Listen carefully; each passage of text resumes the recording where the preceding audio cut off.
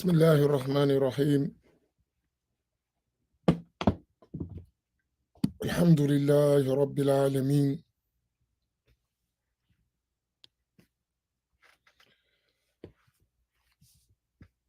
وأفضل الصلاة وأتم التسليم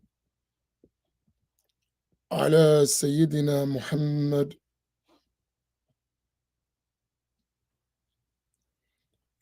وعلى آله وصحبه أجمعين.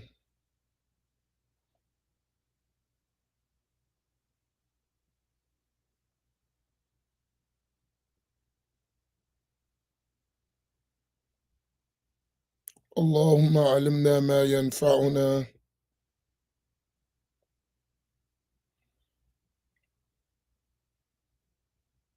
وانفعنا بما علمتنا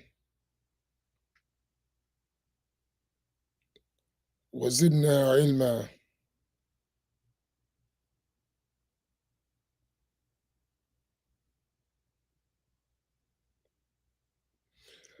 I ask Allah Tabaraka wa Ta'ala, after praising Him and sending countless salutations on the Prophet Sallallahu Alaihi Wasallam, to raise our status and understanding of this noble way of life called al-Islam.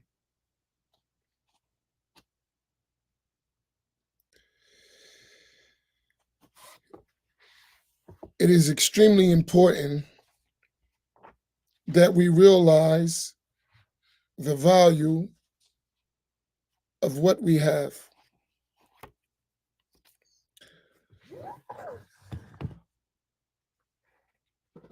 One time, one of my elders, I was thinking about this, so this is my reflections. And I think you would benefit from it because I benefited from it. One of my elders, he was encouraging me to go study with a particular sheikh. Not only was he encouraging me, he was encouraging me also to take my sons.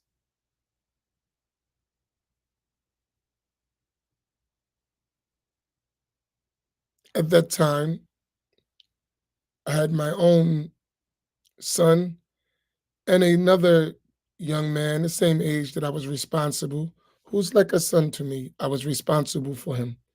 So he wanted me to take all of us to go and spend time and sit with the sheikh. And at that time, I didn't have everything in order that would facilitate for me to go visit and sit with that sheikh.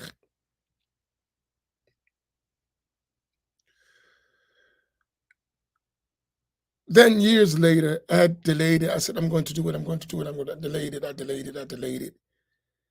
And I got a phone call from that elder one day. He said, the sheikh has died. Rahimahullah rahmatan wasiya.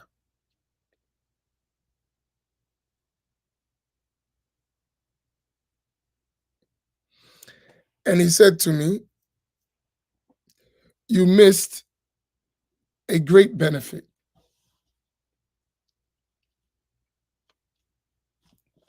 MashaAllah can.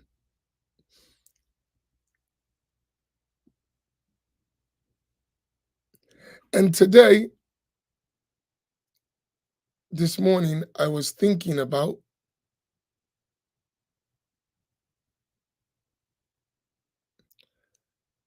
how sometimes there are doors that are open for us that we don't enter them. Sometimes due to the fact that we don't realize how important entering those doors are until they're no longer available. This was among the things that made me want to have this conversation today, because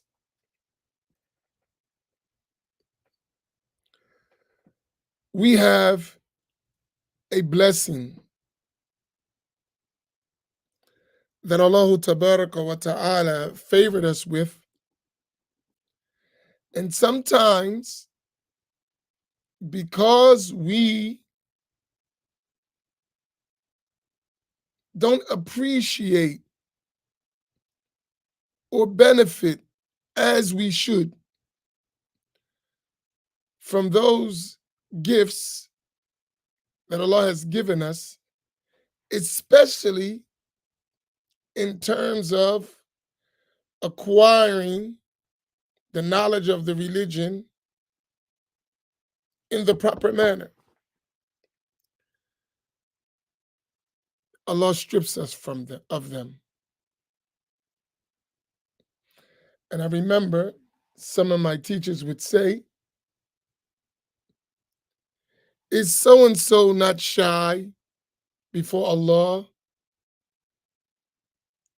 and afraid that they may be stripped? Subhanallah. Stripped meaning those endowments, among them is the endowment of having access to the knowledge of the religion in its traditional way, that maybe Allah would take that from you because you didn't appreciate it. You didn't recognize its value.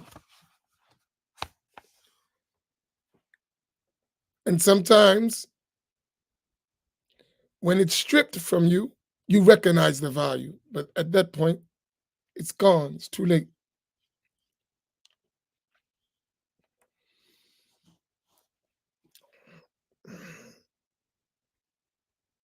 So there is this hadith of the Prophet sallallahu alaihi wasallam that was related by Imam al-Bukhari in his Sahih, in the book of knowledge, the section, the way knowledge is taken away, how knowledge is taken away. And the Prophet sallallahu alaihi wasallam mentioned in a narration the meaning, which is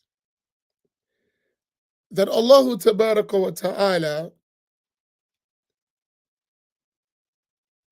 does not snatch or quickly remove the knowledge from his servants. Doesn't just snatch it away from them. Rather, he takes the knowledge away by taking away, meaning the death of the scholars. And to the point that there is no scholar left. And the people, they take unlearned leaders. Literally, you can say ignorant leaders. And they question those leaders. And those ignorant leaders give knowledge or give judgments, legal judgments, without knowledge. And thereby, those people and that unlearned scholar are led astray. This hadith is extremely important. I remember my teacher, one of my teachers, when Sheikh Abdullah al-Ghumari radiallahu ta'ala anhu, that great muhaddith, when he died, the next day, or a few days after, maybe, Allahu Alam, he came to our lesson and he was crying.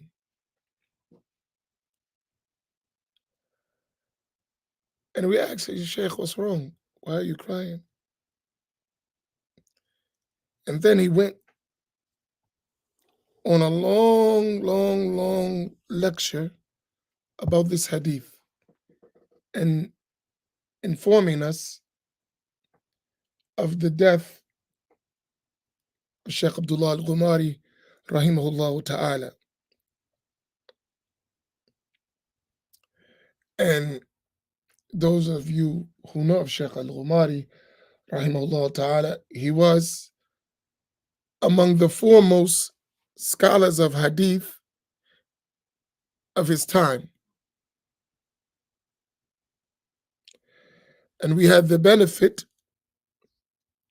of learning the knowledge of hadith and its sciences from some of his senior students.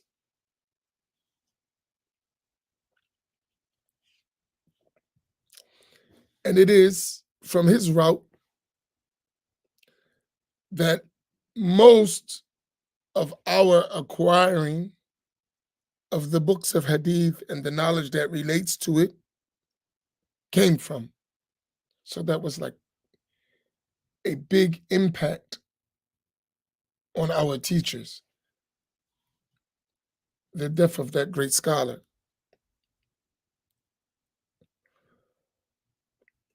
But the Prophet ﷺ foretold that this would come. So everyone has their route. Everyone has their route. And everyone has their people.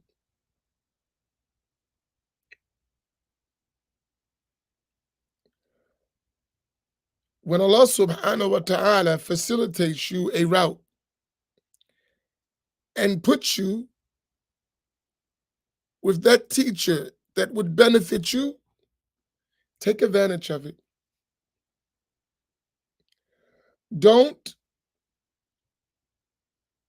devalue the immense blessing that Allah subhanahu wa ta'ala gives you when He supplies you with a teacher who can teach you the religion. Especially in the proper way of knowledge transfer. In other words, that teacher actually learned with living teachers who learned from living teachers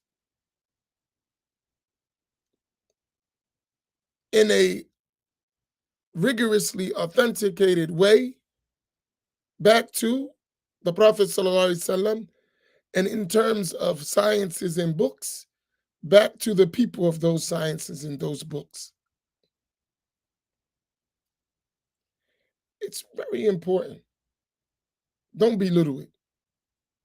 For your own good, don't belittle it. And belittling it can have many forms. Among the most manifest forms of belittling that favor of having teachers and knowledge is being lazy. That's among the most manifest forms of having a lack of appreciation and devaluing that blessing is by being lazy when it comes to it. Laziness in terms of making effort and acquiring that knowledge and sitting with that teacher and spending time with that teacher has ruined many, many people.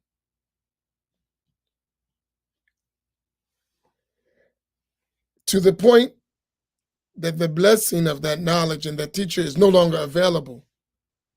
And the reason they don't benefit solely because of laziness. Laziness and putting it off to tomorrow that never comes. Yeah, I'll do it later. I'll do it later. To it's never done. And the Prophet sallallahu alaihi wasallam, he used to seek refuge in Allah tabarak wa ta'ala from laziness. He used to seek refuge in Allah tabarak wa ta'ala from laziness.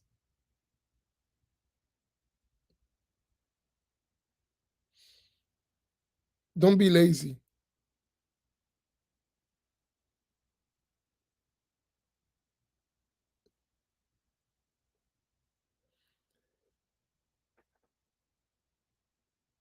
It is extremely important that you show some aspiration, high aspiration in acquiring the knowledge. Make it on your top priority list.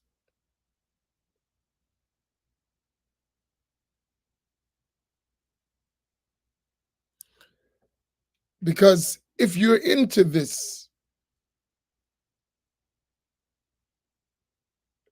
activity of learning, it is a sign for you that Allah tabaraka wa ta'ala wants good for you. As Imam al-Bukhari related from the Prophet sallallahu alaihi wasallam, that he said, whomever Allah willed good for that person, he would give them an understanding of the religion. And verily, certainly, knowledge is only acquired by learning through a teacher. And the understanding of the religion is only acquired by a living teacher giving you that understanding. And when you're in that mode, that's a sign that Allah tabarak wa ta'ala wants good for you.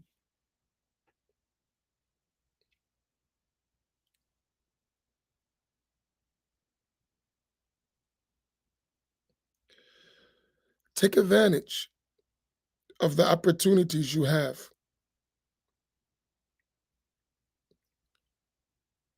Don't be one who says, woe to me, I wish I would have spent my time acquiring, when that ability and that access is no longer available. Don't be like that.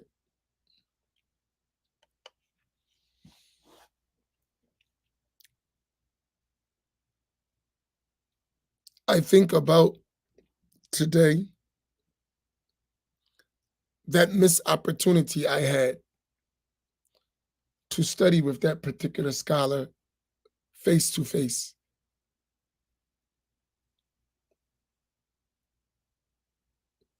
Especially today. I think about it a lot because in my particular situation,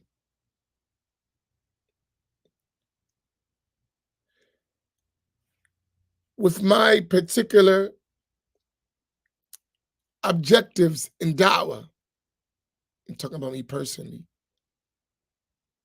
what I intend to do,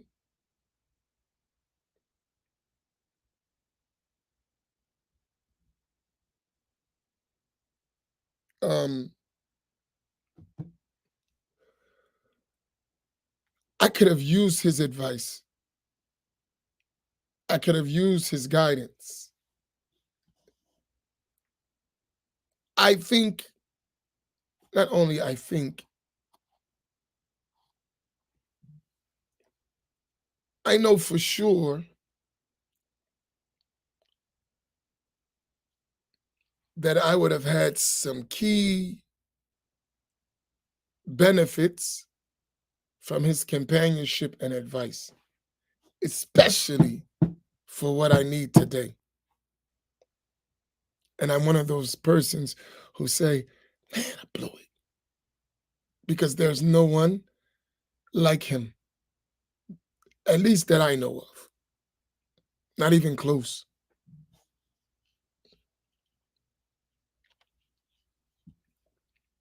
And what is left that we have access to are not adequate for what we need. The knowledge is not wide enough, not vast enough. I remember one time, one of my teachers, who was his student,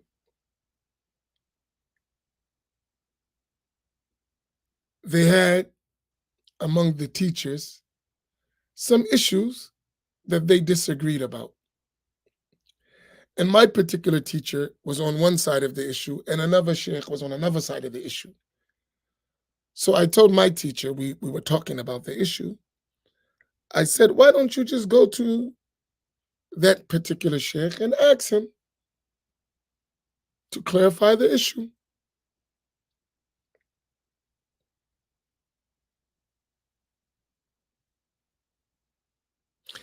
He said, it's difficult in this issue because I may think the issue is one way,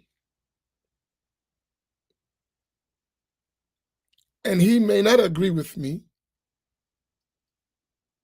and I would be pushing my issue, and he would bring a manuscript which no one never heard of, mentioning the case opposed to my understanding,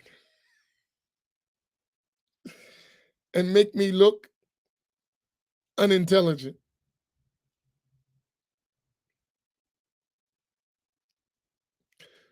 The issue is not important. The way my teacher, who I had high respect and regard for, was talking about the vastness of the knowledge of that sheikh. In other words, his knowledge is so vast that what may be available to a regular scholar, he's at a whole nother level with it. And in my studies, I've learned over the years that there's knowledge, and then there's deep, deep, deep, deep, deep, deep, deep, deep, deep, deep, deep, deep, deep, deep, deep, deep, deep knowledge. And there's a big, huge difference between the two. Subhanallah. And when he said that, I understood that point from that.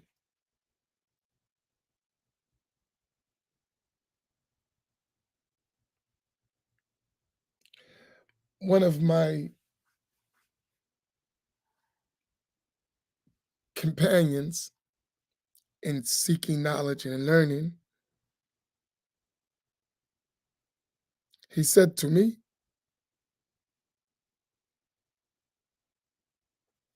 I'm not impressed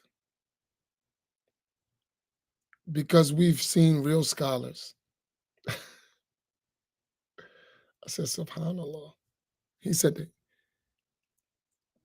he was talking about what we see today on the internet, you know, on the circuit, influencers. He said to me, he said, I'm not impressed. We've seen real scholars.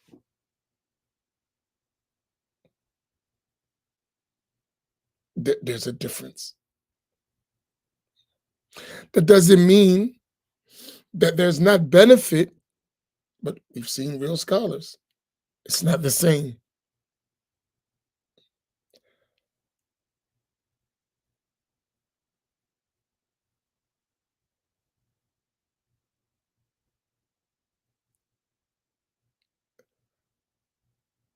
And this is what the Prophet ﷺ mentioned,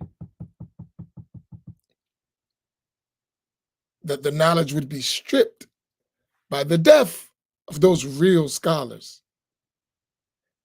And what we should learn from that is that while we have access to whatever we have, and it's relative to us, we need to take advantage of it. Don't waste it.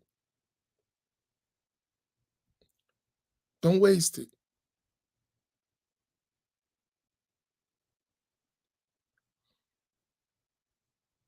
You need to tighten your belt, memorize, preserve, learn,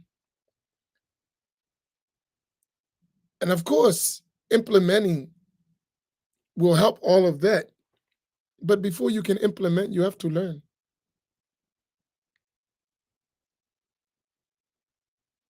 You know, one of the things I think about all the time,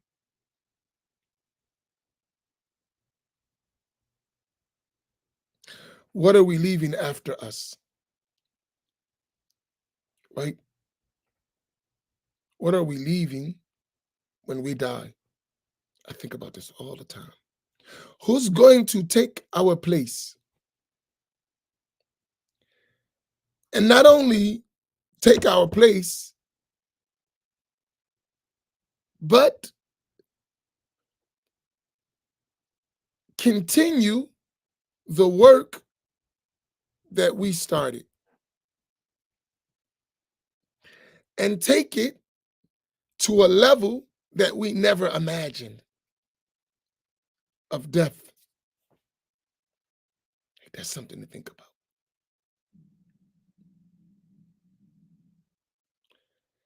We spend all of these years, I'm saying even just on this platform, or even Masjid Muhammad, we spent all of these years conveying, teaching, books. Who's going to carry that legacy with excellence? Even better than what we have done.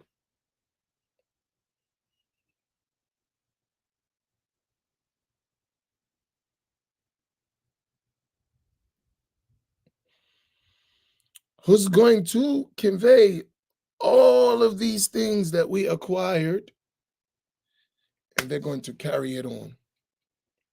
That's a thought. That's really to think, something to think about. And all of us in our own orbit, we should be thinking about that. Who's your successor?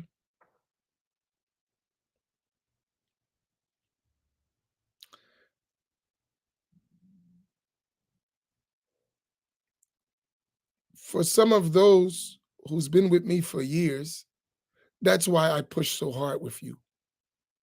And I'm talking directly to people who I expect to do that. They know who they are. That's why I push you so hard. I know sometimes it can feel like I'm too hard, but the work you have to do, I know the load, and you have to do more.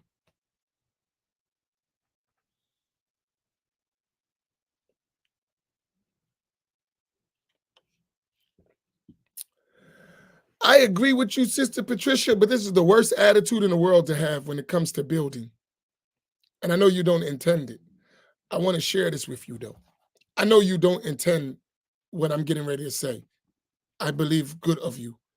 But for us, this is the worst attitude to have. And let me explain why. I believe it's true in what you're saying. In reality, it's true, no doubt. Allah is in control. and he will continue the work as he intends it to be continued. We just have to truly trust him. That is true from one point, but blatantly false from another. What do I mean? That because some of us, many of us have that attitude, which from one point is absolutely the reality. But from the other side, it can lead to unhealthy work or a unhealthy work ethic. What do I mean by that? So it's true. The truth is, ما شاء الله كان وما لم يشاء لم يكن فعال لما يريد. Yes, whatever Allah willed to be shall be. Whatever he did not will to be shall not be. He does whatever he wills. No doubt. Okay. From our side, does that mean we don't have to work? Does that mean that we can take it easy because it's going to be the way Allah wanted it to be? I want you to think about this. And I know what you're saying, which is true. So I'm admitting the truth to that. But I'm talking about how some of us think sometimes. So we'll be lazy, we'll fall short, and then we'll intellectually justify that by saying, Allah got this. That's true. We're not asking about Allah, as my teachers used to say. I'm asking about you. That's true. Allah does have it. I'm not asking about Allah wa ta'ala. I'm asking about you. What do you have?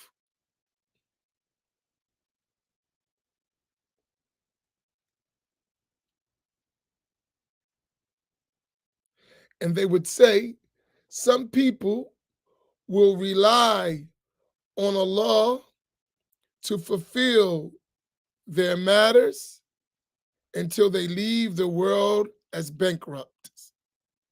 Subhanallah. Meaning they won't do anything. They won't get anything done in the name of relying on Allah. No, you have to work. And that's the meaning of the verse,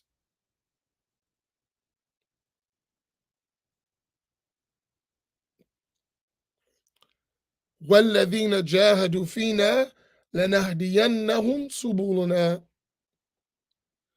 Those who struggle, that means وَالَّذِينَ جَاهَدُوا فِينَا. That means you have a responsibility. Because Allah gonna guide whoever he wants, right? But when you fulfill your responsibility, you acquire your deeds, Allah guides you. There is an effort from your side. No, no, no, no, no, no, no, no, no, no, no, no, no, no. You are right. Don't apologize. You're right. You're 100% correct. I'm just giving the other side of sometimes, because we say that. It's one of the most heartbreaking statements that I hear often for people who don't work. It drives me crazy to hear that. In the masjid, you're not doing the job and you'll say, oh, Allah's going to do it. Allah's going to do it with us or without us. I'm not talking about without us. I'm talking about with us. That's true. Allah's going to do it with us or without us. I'm not talking about without us. I'm talking about with us. And what are you going to do about it? Man, that statement boils my pot. That is a common statement of people who don't have high energy or aspirations. And I'm not talking about you, my elder sister Patricia. Kufi's off to you. I understand. I know your work effort. That's why you came all the way from Texas to Atlantic City. You didn't say, "Don't worry, I'll be at this gathering. I'll just catch it online." You drove all the way across the country, so you understand the concept, right? So I'm not talking about you. I'm talking about the point, right? We have work to do from our side. Jahid, what's the next word? To Shahid. Jahid, that's you working. And that's a diligent effort. That's being in a state of constant working to Shahid. Then you're a witness. But there can be witnessing without any work if Allah willed it. But that's not the sunnah of Allah and His creation,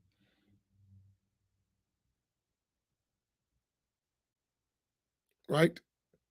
That's not how Allah works. You need to work. You need to put in some effort.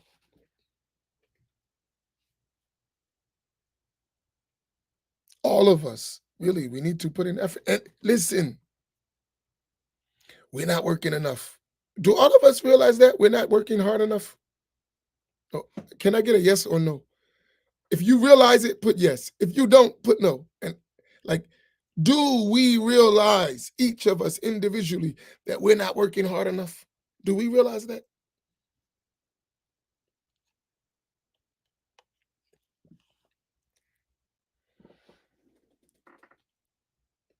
We have to push ourselves. We're not working hard enough. I tell you, my brother, I told you this story. My brother works for a company.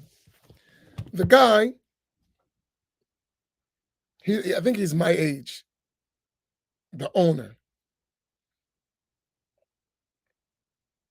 I think I told you this before, but it was like so strong. Uh, Young guy, he's my age.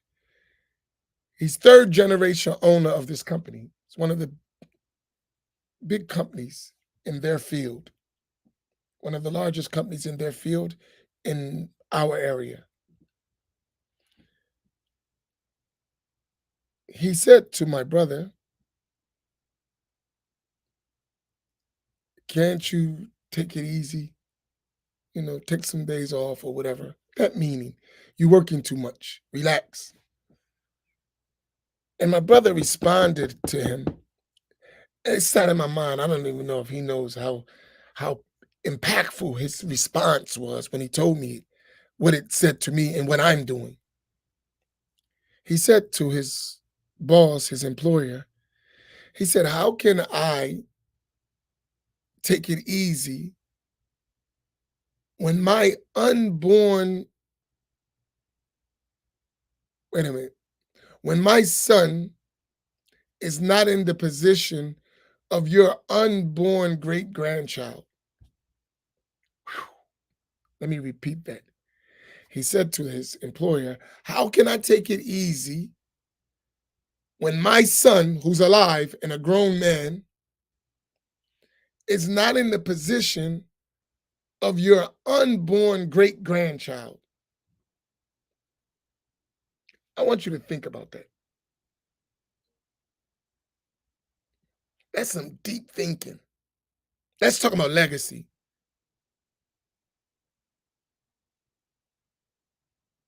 How can I take it easy? How can I rest when my grown son is grown? And I want to put it in context. His son is a college graduate, has a good paying job, has many skills. He did all that work. He went to Howard University, Hampton University. He graduated from Hampton, well prepared. Mother has a good job, father has a good job, family's pretty well off, influential in the community. All the things that he needs to be successful is in place. But despite that, my brother said, he's not in a position of your unborn great grandchild, great grandchild. vision, that's thinking way ahead of the game.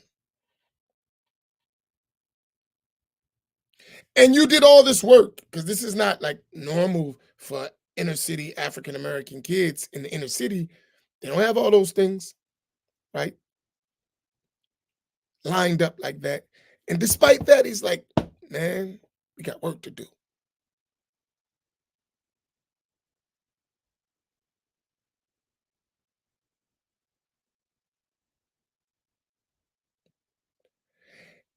In the dean, we need to think about that.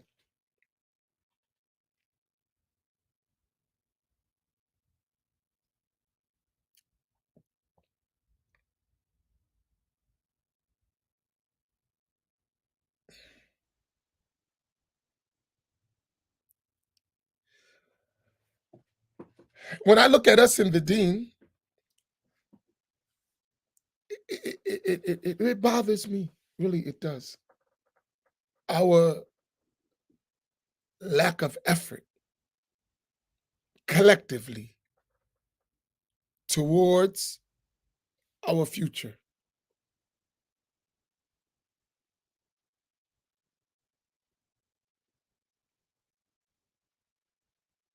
I asked one of the students, I think it was yesterday,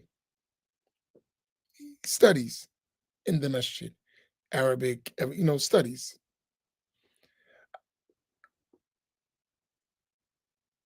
I said to him, Abdul Wali, I'm not talking to you right now. You better be quiet. Now I'm joking.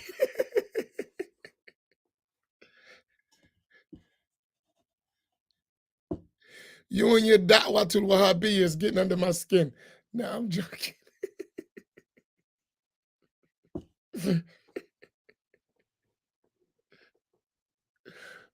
On hood, cuz.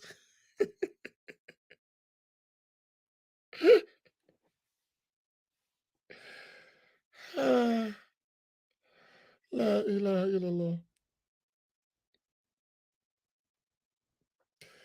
Uh, no, you are correct. Oh, I'm sorry, you know my scattered thoughts when I'm messing with Abdul Wali Hassan. I'm tired of us too, but I love us and I want to push us. So the next generation won't be tired of us, will be extremely proud of us. And what does he mean by I'm tired of us? We're tired of lagging behind. Yes, I agree. We need to work harder. But there are factors for that, and we discuss them. But despite those factors, we still have to work. And I think bigger than the work is our inward state towards the work. Bigger than the work itself, and I need you to follow what I'm saying. Bigger than the work we have to do, more important than the work we have to do, is our inward state and perception of the work. That's more important than the work, right? How we think, how we feel about ourselves.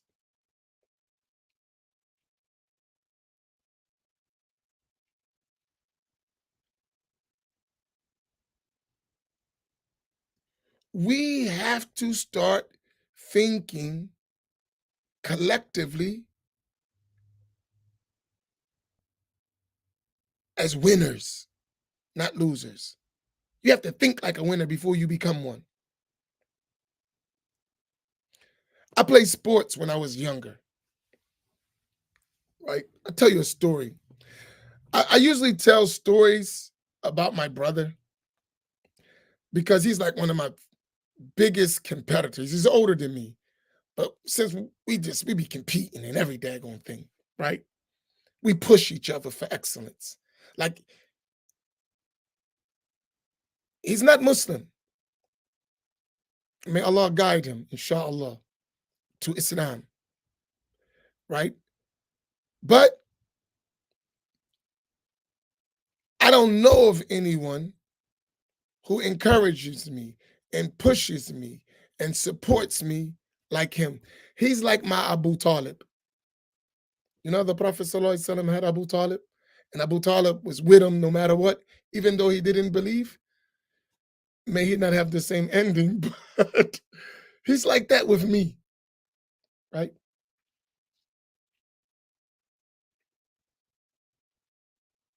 Whatever I do, he's with me, right? So we always pushing each other for excellence all the time, no matter what we're doing, right? Yaya, are you there? Where's Yaya? Yaya from New York. I don't know if Rasuli might remember this.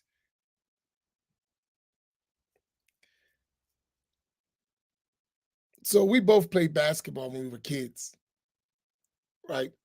I mean, like in our teenage years, young adult years, right? So when we was in the university,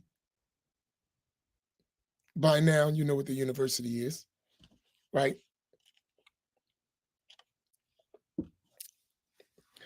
Uh, we're in the university, and in the university, like they have basketball leagues. So you have A League and B League, right?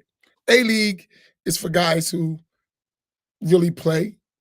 B League is for guys who like the sport, but they ain't really that great anymore. Even if they were good, they're not good anymore, right? So they used to play in the A League, and I'm just having fun. I played in the B League, right?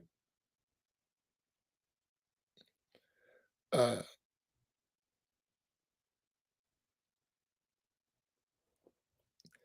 so we won the B League championship, uh, and their team won the A League championship. And then they would have like an R-Star game, A League versus B League. Like just, and of course, the B League gonna get blown out, right? That's obvious, right? Because the A League has some of the best players, you know. And not only that, some of them dudes could have been in the NBA if they didn't choose to sell drugs. Some of them could play, like really play. Some of the stuff you would see in there, you'd be like, wow, this dude is belongs on the NBA. But the society didn't give him that route, right? So during this game between A League and B League, that's why I was asking about Yaya. I think Yaya was, I believe he may have been on my team in that game. And Rasuli may have been the ref. I don't know, right? If they remember. Uh, so we were going to lose. That's obvious. But I remember telling my brother before the game, I said, but guess what? I'm dropping at least 20 on y'all. Y'all can count on it. I said, we're going to get blown out. I got that coming. But I'm going to drop at least 20 on y'all. You can count on it. Right? So during the game, they do this boxing one stuff just to make sure I don't score. Right? So they isolate my brother on me because he's been playing with me all my life. He knows, you know, right?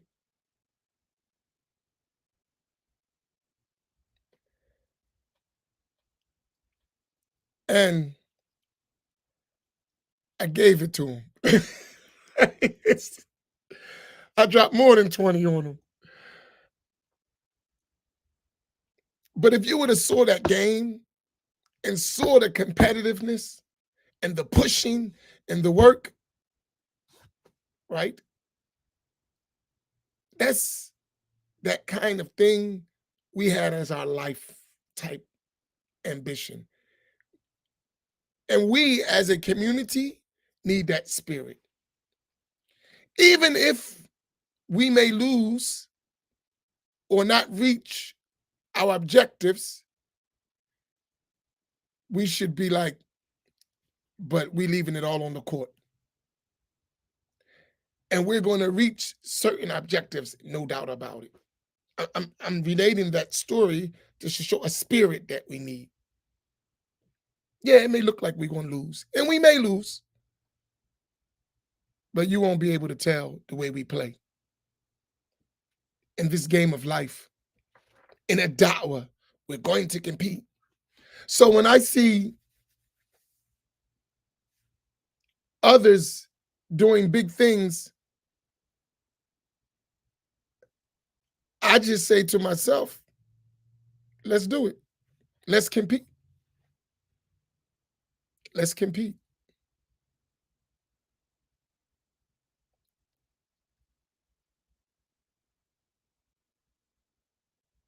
Let's compete. No problem. I'm not impressed at all. Let's compete.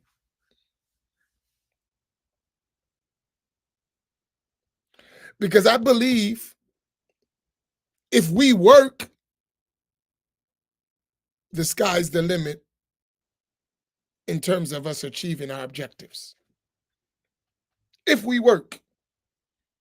Because every time you see someone building something, that's a sign that they're working. Now, the thing is, are you going to work? That's your question. Everything you see, everything you desire, whether it's an outward reality or an inward reality, is related to how much you're going to work. That's it. You want scholarship? Put it in. Can't be lazy and think you're going to become a scholar. It's not going to happen. You want to build institutions? You can't be lazy and think you're going to build an institution. It's not going to happen. You have to work. And you have to acquire the knowledge that's going to facilitate for you to do whatever you're trying to do. So learning is going to be top priority in whatever you do. You have to learn. And for us as Muslims, we have to learn because there's rules applying to everything we do. That's the way it goes. That's life. So these are my post-Fajr reflections, scattered thoughts. But it's real talk. Right on this platform, I know what we've done collectively. And if I could get some serious commitments from us, we could do much more. I know what we've done thus far. And if I could get some serious commitments, I know what we could do. I'm a competitor, straight up. And I hope there are some like me. I compete for good. Let's compete for good, collectively. We'll get it done.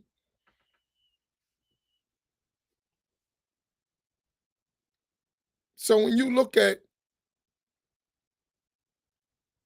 what certain communities are doing, Abdul Wali, we could do the same thing or better.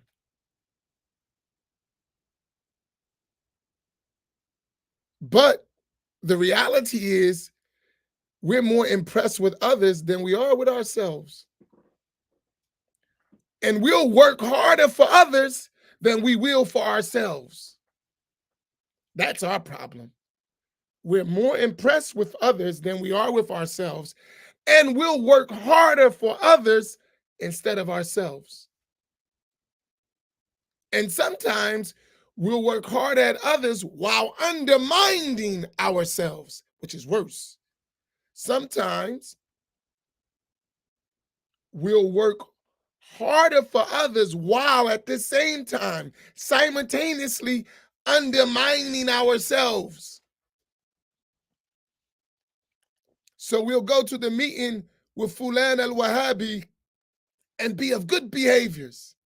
And we'll come to the meeting of Fulan al-Sunnah and give him a hard time. Hint, hint, hint.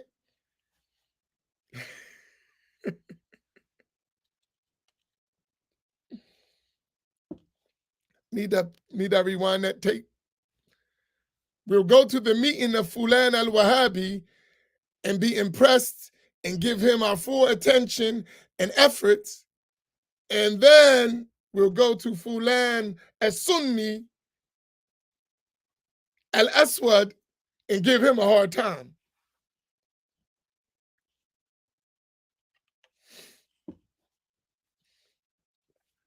You know, a punch in the stomach is always good for good measure, right?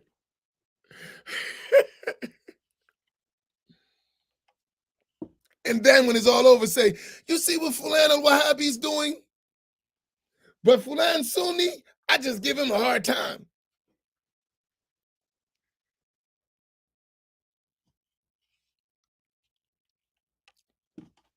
If you gave me half the commitment you give Fulan al Wahhabi, we get much more done. All right, I gotta mess with you. You know that was coming, right? That's part of my nature. I'm competitive. And I would do it for our people, the one you hate so much, that's driving you crazy, while the others are not paying your people any attention. So be impressed with your people and love and value what others do, but be impressed with your people and work hard on their behalf, even if it takes a little more effort because they don't have that vision based on circumstances that they were put in. You be the vision for them. You follow what I mean? That's for me too, like us,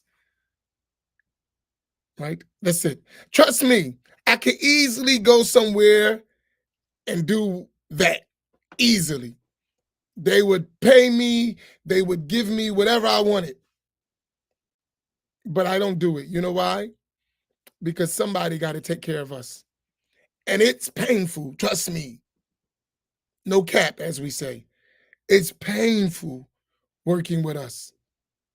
It takes a lot of sacrifice. But I could go over to where you at.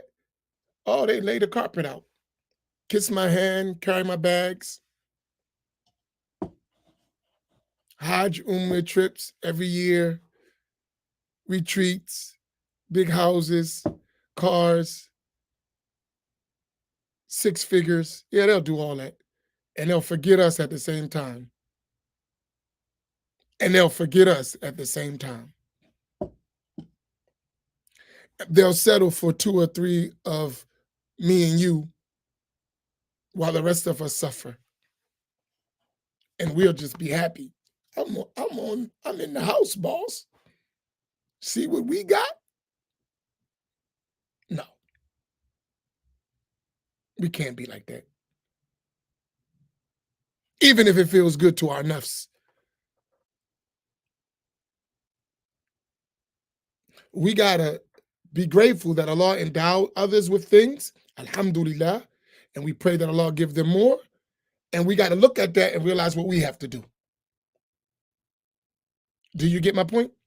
We don't jealous of no one. Alhamdulillah. May Allah increase them. May Allah give them more. May Allah give them 6 cities. But at the same time, we got to strive to get our one. May Allah give them 6 cities and 500 mega masjids. But we still got to get our one. Do you follow my point? We still got to get our one.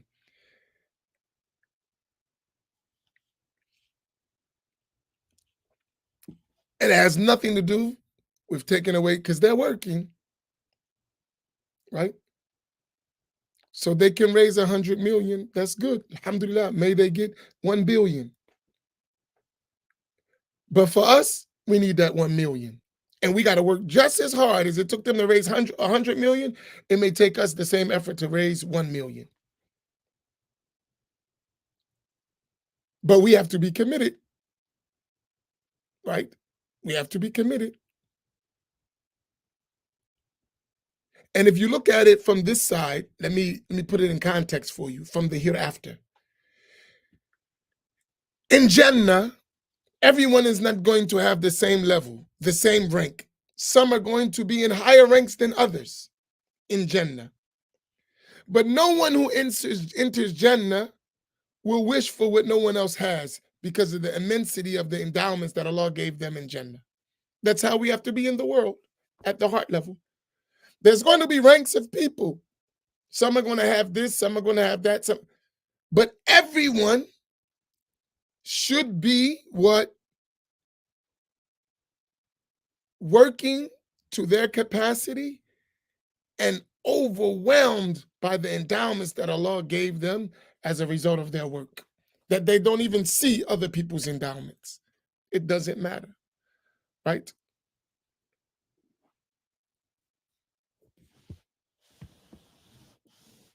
And this is the meaning of in the world, in the dunya, look at people who have less than you, so you don't forget the favor of Allah upon you.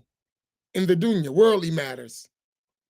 Still work and strive, but always look at people who have less than you, so you never forget the endowment of Allah upon you.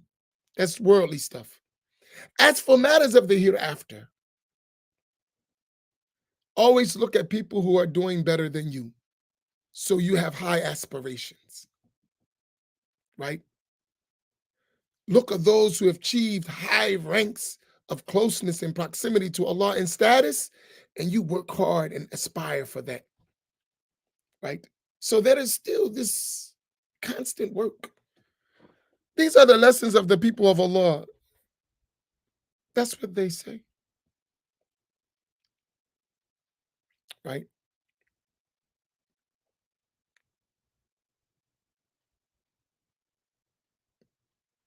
But here I say this, we are a great people. We have not even begun to see our greatness, but it's a lot of work for that to become manifest. So just be willing to work. And remember, you don't know when the opening is coming. You don't know when the opening is coming. So never despair because of the great hardship that comes with the work, right?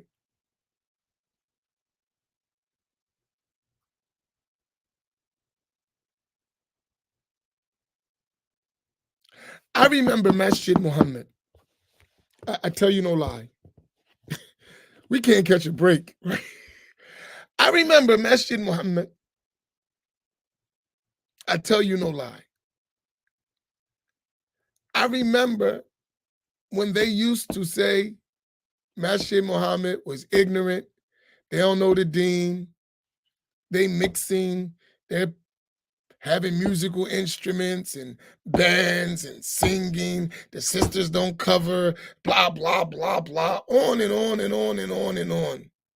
They're not on the sunnah, blah, blah, blah, blah, blah, blah, on and on and on. I remember that.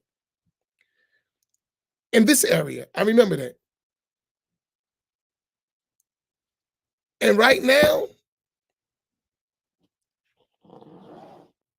fast forward to today, I remember those days. That was, let's say 20 years ago, right? 20 years ago, right? Today, among the Sunni African American masjids, at the Sunnati wal Jama'ah, Masjid Muhammad is in the front row, in the front rank, nationally and internationally. When you talk about African American masjids that are Ahl Sunnati wal Jama'ah, Masjid Muhammad is in the front row. Think about that one. 20 years ago, they were like, there's no knowledge over there. They don't know anything. Right now, they're in the front row in the country. Put African American masjids, black-led masjids that are Ahl Sunnati wal Jama'ah, I put Masjid Muhammad against the best of them. That's facts. That's facts, as they say. Facts. We'll put it up against the best of them. And we'll compete with the best of them. Put what we produce in this masjid in terms of learning, we'll compete with the best of them. Black, non-black, don't matter. We'll compete. Facts, no doubt about it. Put what we got here, our teachers, those who learn here, will compete with the best of them. I'm being honest. In 20 years. That was 20 years of work. the level of scholarship that comes in this masjid, the teachers, the students, what we've produced, graduates, people who lived here and studied, we would compete. So, and that's 20 years. What would it look like if we keep working 40 years from now? 40 years from now, if we keep working. I said in 20 years. And in 20 years, to me, we've fallen behind. But what we've done is amazing. And guess what? We're still African American led. We ain't been taken over,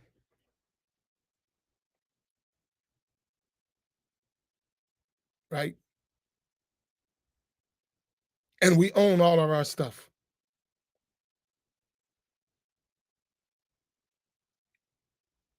And I'm not saying that in a boast,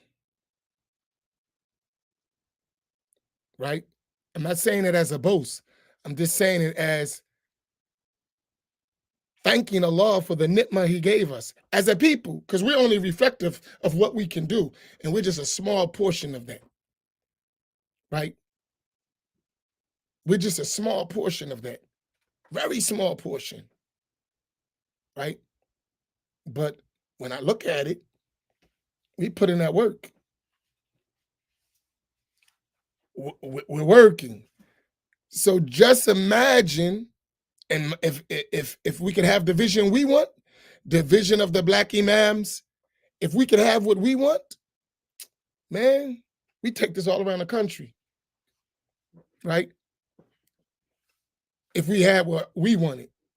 And may Allah grant it us with your help and your effort. That'll be around the country, right? If we get what we want. And that's our efforts.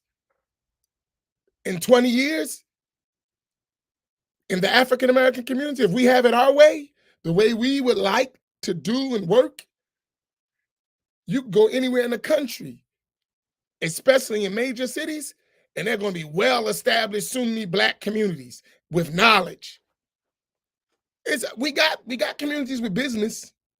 We got communities with family. We got all that. We're doing well. We could do better. We're doing well around the country.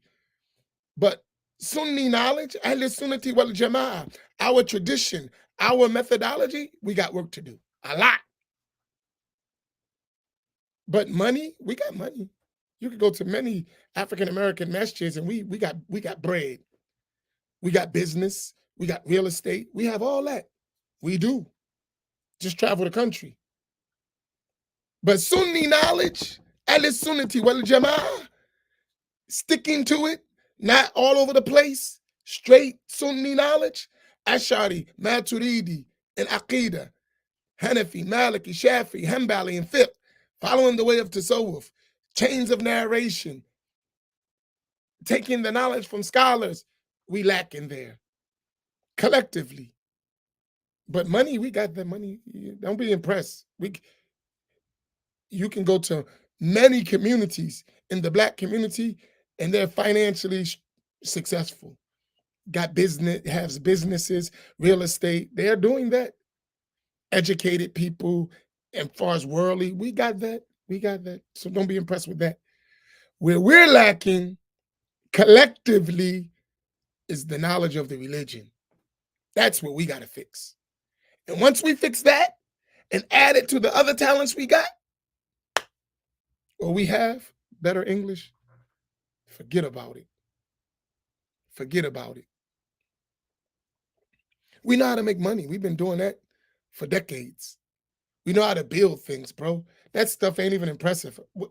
The stuff you see, I saw that when I was a kid in Brooklyn. Far better than that. You talking about an engine?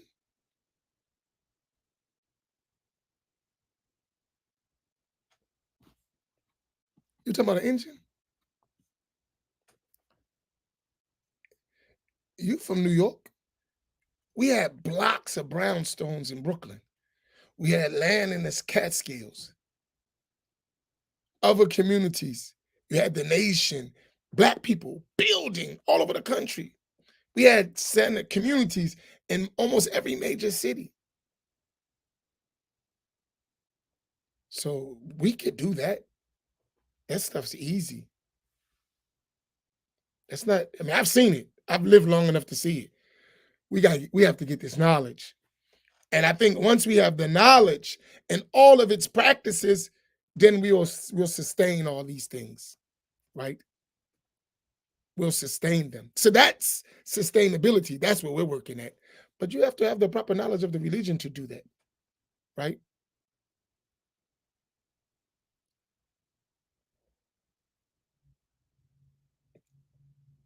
So don't listen, man. Don't be so impressed. Learn and benefit, but don't be impressed. And if we stop selling ourselves and not supporting ourselves, it probably happened much faster.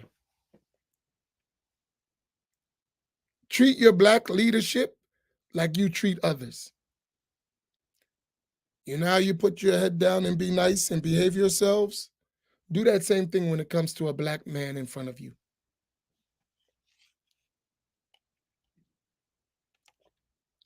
And that Black man doesn't need to become another man to get your respect. He can remain just like you, but you realize what we're doing collectively, and I'm gonna support that Black man. I don't care if he scream at me, punch me in the stomach, smack me upside the head, kick me in the butt. Whatever you got to do to motivate me, go ahead, do that. I'm with you. But for us, we'll challenge our own and we'll go to Mr. Charlie and just smile. And Mr. Charlie hurting you much more than that brother is. But first thing you do, it's the boss. But when your own is in front of you, you want to call him an N-word, MFer, everything else. You want to fight him, fight him, fight him, fight him, fight him. But others, Lebeik, I'm at your service. But your own, war. You know us. I'm not making this stuff up. I live it, so you can't tell me it's false. Imam Fahim lives it. Imam Naim lives it. And every other Black Imam I know lives it.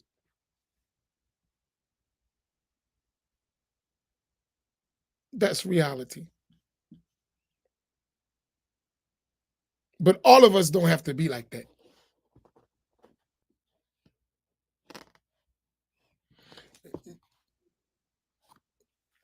We can do it.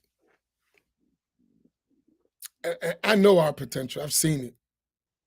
It really disturbs me because if you want to see the Ummah move forward, you really want to see unity. Somebody asked me this question. I'm going to answer it.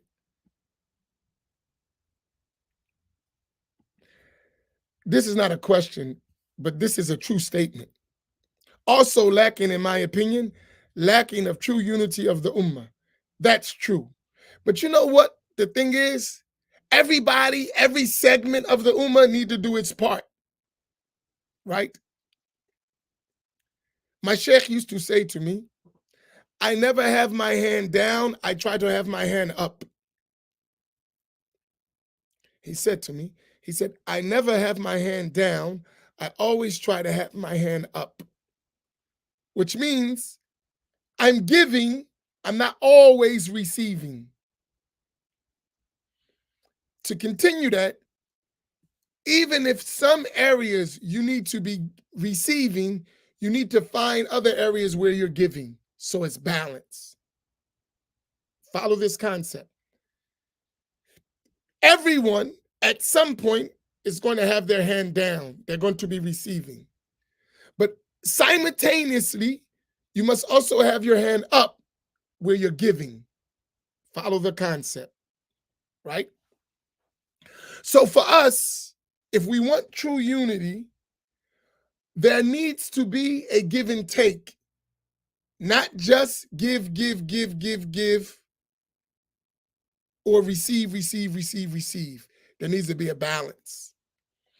So for us, particularly, So long as we're not independently strong in the ummah, we are looked at as only people who want to receive and we have nothing to give. It's never going to be unity. I hope you understand this concept.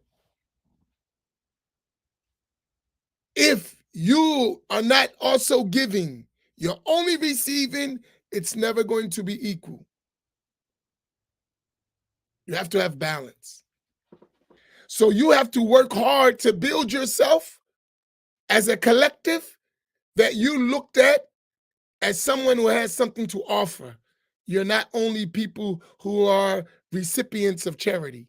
Do you understand the difference?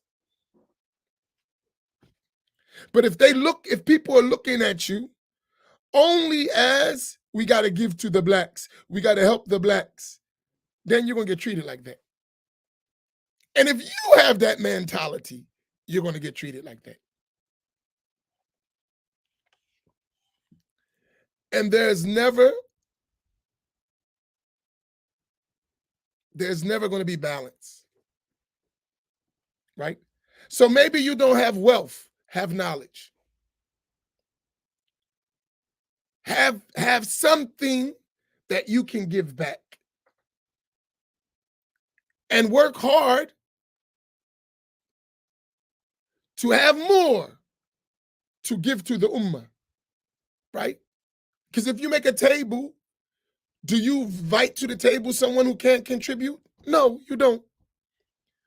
You give them what comes off the table. You only invite to the table people who can contribute to the table. So you have to contribute, whatever it may be. You have a gift. You have to discover that gift, perfect that gift, and then manifest it. You have to discover it, perfect it, and manifest it. Right?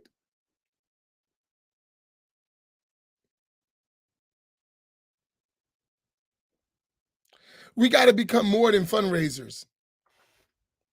You know what I mean? We got to become more than fundraisers. When they use us, it's because we good at raising money. We speak good, nice good. We're gonna have a fundraiser, and here you come. Right? We have to become more than that. And they'll give us a little bit because it's just to do fundraising for us to build. You have to become something really meaningful as a people.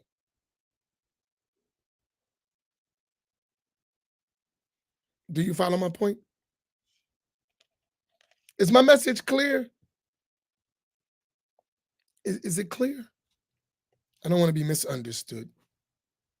Is the point I'm making clear?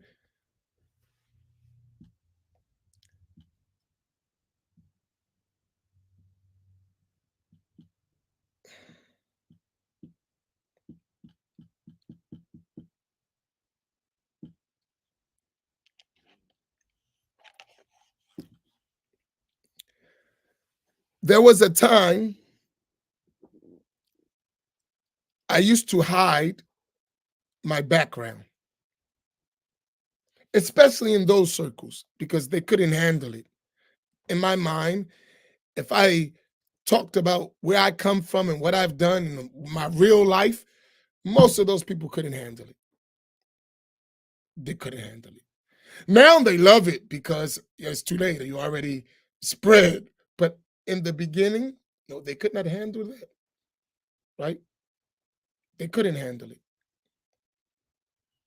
However, our backgrounds, including my own, gives us the energy and the confidence to do the stuff we must do to do the job. Do you follow my point?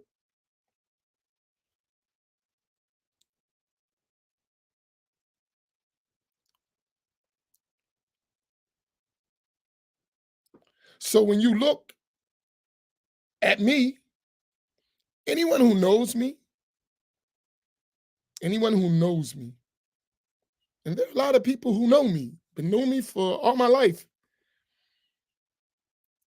Our background, life, make us the way we are, right? And it is what we need, but that background is a push to do the good things, right?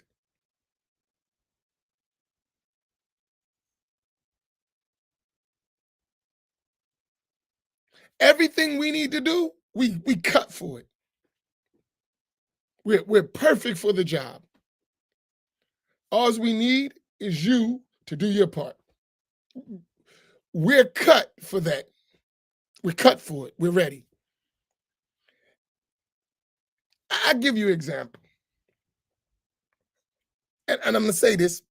I already been convicted, so don't worry about them coming back. So don't say that. I already did my time, so it's done.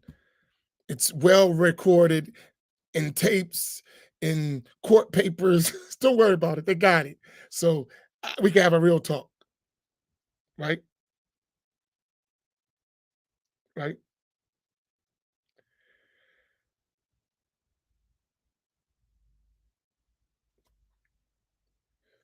If you can get just a group of brothers and sisters who would put the same energy when they were selling drugs in the neighborhoods, that same energy when you was in your neighborhood, if you were really like that, quote unquote, doing the stuff when you doing all that crime, selling all them drugs in the 80s, that same energy, that same organizational structure, that same ruthless discipline that would exist if you did that same thing in Islam, but did it with halal things, you would be successful. Do you got that? Right? If we could, me and Imam Muiz, may Allah reward him, we were talking the other day. Imam Muiz is my beloved companion. See, that's Masjid Muhammad there, that picture he got, right? Imam Muiz, me and him was talking the other day, the other morning, uh, and we were talking just about this concept. We're from the same city, we know each other, uh, right? He's younger than me, but we all know the same people, this Atlantic City. And we were talking about the past to now. And we had a serious talk. And I was telling him that what we have to learn is the people we're dealing with today can't take it like we took it, right? And it's hard. When we were coming up, you had to be a soldier. You don't have a choice, right? Right? If you weren't a soldier, you're gonna get handled. That's how that go. Period. No crying, no whining. Get it done or else. Bottom line, that's how that works. Right? Get it done or else. And else was real. Wasn't talk, wasn't theory. And nobody gonna say astaghfirullah when you have to get dealt with. That's real. Today, if you speak harshly to someone, they're gonna fall apart and leave. Where in our days, ain't no one gonna talk to you anyway. You're gonna get handled, period. That's how that work. It's not gonna be no rap. But today, I remember you disrespect the imam. Oh my goodness, that's a major crime. You did what? Close your eyes. Today, there's not even respect, let alone like this respect is not even a concern. Not disrespect, just respect itself. It's not even thought of. Hear and obey. I ain't listening to that. Huh? Say that again. Right? The imam won't have to say anything. You get out of line, many people gonna handle you. You don't even got to worry about the imam saying anything. You don't have to talk. It's already known. Today, no. The imam actually got to do security work sometimes. Huh? Say that again. The imam actually has to be security sometimes.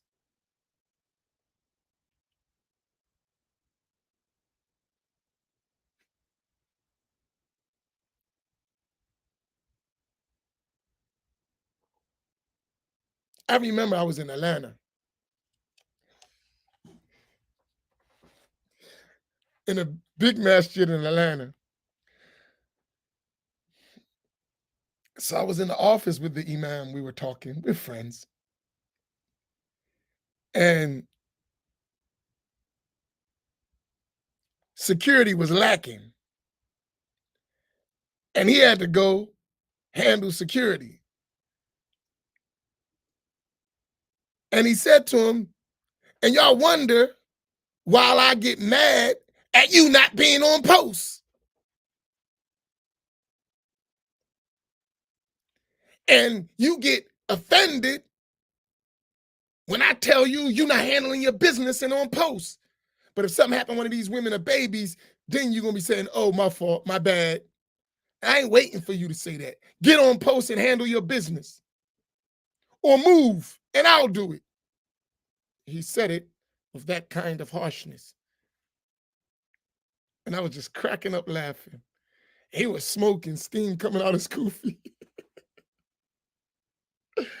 And what I was laughing about is I understood his feeling. And he went on to a long, blown out charade, as they say, just was venting. And I don't know what y'all think. My mom and dad were Panthers. We don't. La ilaha illallah. But I was cracking up, right? Because I knew exactly what he was talking about.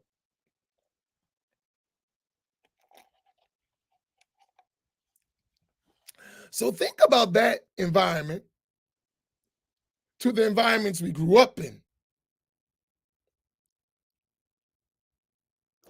And it may seem extreme to you. And I'm saying it's sunnah, but it was a standard. I remember coming up in our culture, this was normal, right? And our understanding and our Islamic practice. I'm not saying it's a sunnah, nor am I saying we need to go exactly to that, but there was a standard. I remember we would go out. You have to make every day, every man has to bring $100 a day. All right, you got it? Every man, $100 a day. Come on, help me. Let's do the math here, right? Could everybody put $100 per day? Let's just do it. You can copy and paste. I'm going to show you something. This is real. I'm not talking.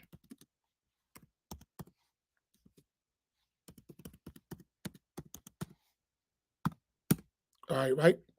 Could everybody copy this? I just want to, I'm going to show you something real quick. Every man, every able-bodied man has to give $100 to the mosque a day. Y'all ready? All right. How many men do we have right here? Just say I. Let's count them real quick. I see the numbers of people. How many of these are men?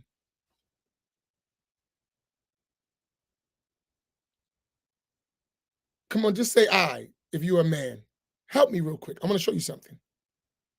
So that's one, Sunni. Two, Brother Talib. Brother Zahir. Three. Come on. Participate in this experiment. Help me out. Brother Levon. Nail. No, I'm joking, right? Mujahid. So 10, come on, more. 11,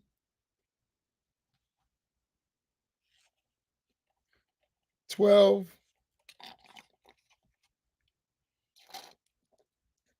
Naeem, you 1,000 men. So that's right. 13, 14, 15, 16, 16. Okay. Let's can we get to 20? I know it's more than 20 men. Would you guys participate? That's part of being a man. You follow instructions because you put I, right?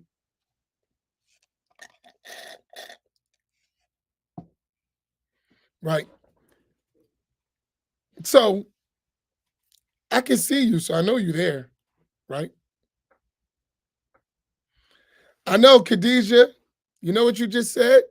When you say $100 a day for an average person is not realistic, we got to stop being average. We got to be men. For a man, he could do it. A man can do it. A boy or a male may struggle with that.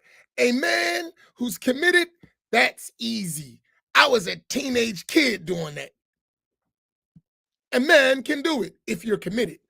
So stop making men into males and boys, and then maybe you wouldn't have that feeling. But when you used to seeing males and boys, you say, oh, that's too much for my baby.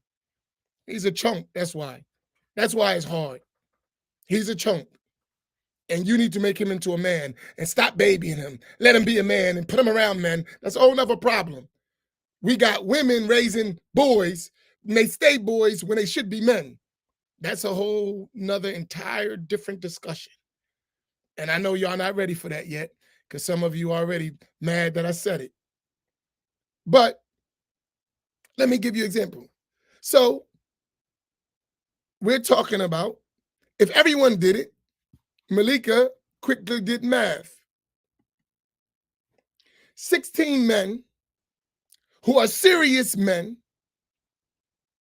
every day pulling in $1,600 a day. 365 days a year, 584,000. That's one community with 16 real men. With 16 real men. Now I want to show you something. When we were doing that, we had a minimum around the country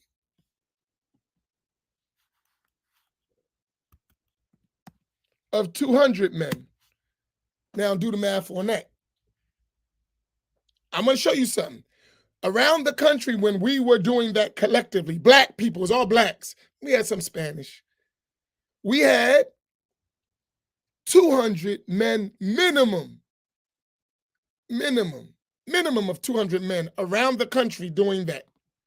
So where's my phone? Let's get the numbers.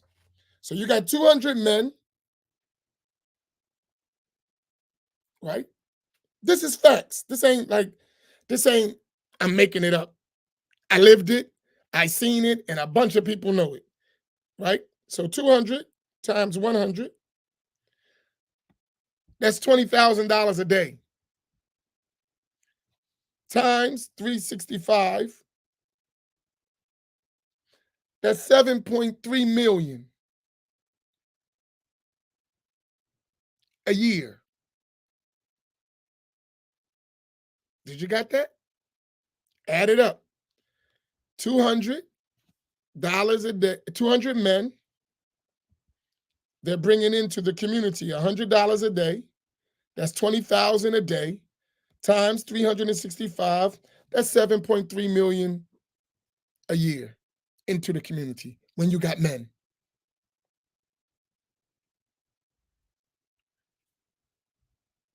That is just the men. We ain't talking about the investments that they're doing with this money, other things the community could build, real estate. This stuff is easy when you have men and women who support those men and help them to be men. Do you get my point? We're just talking about the financial aspect. Now you have jobs. Now you have business. Now you have, right? This is easy stuff. When you got these people have to be committed. And we don't even need all that. We don't need 7.3 million. Imam Naeem, are you still there? Let's talk. Let's have a real talk. Right? Stuff is easy.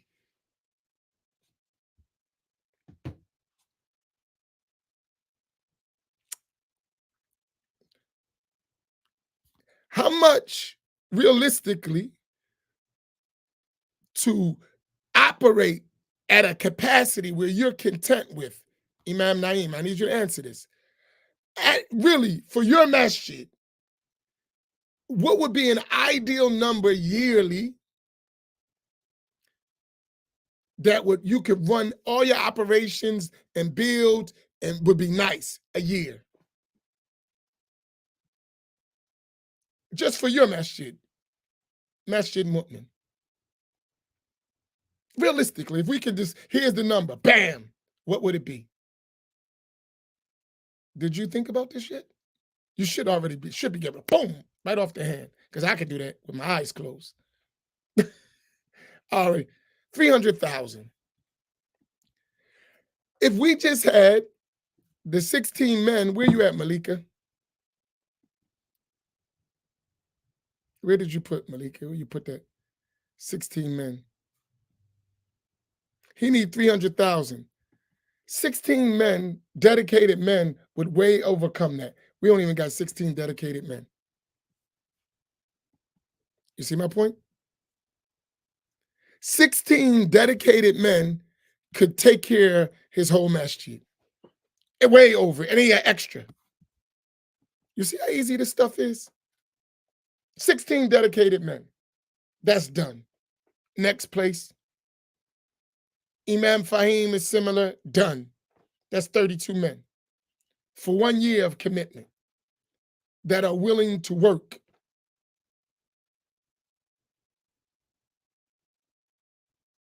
Do you understand my point?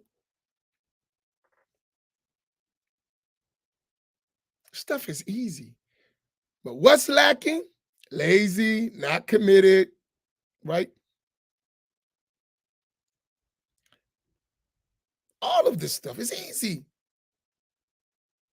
It's not hard. And I'm not talking about how you're going to get that $100. We got it from the muscle. Going in the streets, and Naeem's from New York. How many are you from New York? How many are you from New York or Philly? And they lived in the 80s in New York and Philly, say from 80 to 85. Just give a time. You from New York or Philly or DC, from 80 to 85, you lived in New York or DC. If you did, you would notice in New York or in Philly or in DC, you would see Ansars in all white roaming around the streets with pamphlets or using incense. Am I right? Am I correct? I said 80 to 85. So if you lived in these cities, is because they were the manifestation of outward. And I was one of them. So I know if you were in the streets, so in Philly, West Philly, you would have saw them. They had a whole block. New York, Bushwick Avenue, DC, Rhode Island Avenue. So I'm just giving you, if you were in Detroit, you saw all this stuff. I lived it. So that's why I'm telling you something I know, right? That's what we were doing. And you saw it, so you watched it. That's what we were doing when we were out there. We were getting that $100 every day. And if you didn't make that money, by Friday, you had a whooping coming. Count on it. I'm just showing you the environment. If you didn't make that $100 a day, that's $700 a week, by Jumu'ah, count on it, you got a whooping coming. After the family meeting, the crew's coming to see you. You can count on that, bro. You can count on it. They're coming to see you.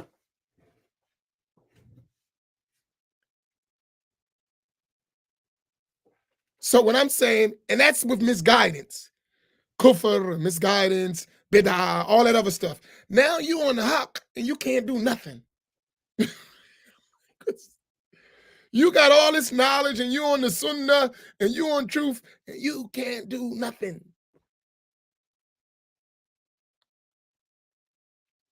Do you follow my point? I'm just showing you how easy it is. And these were all black people. So they're the same people. It can be done. You want me to give you bigger numbers? That's light numbers. You want me to give you bigger numbers?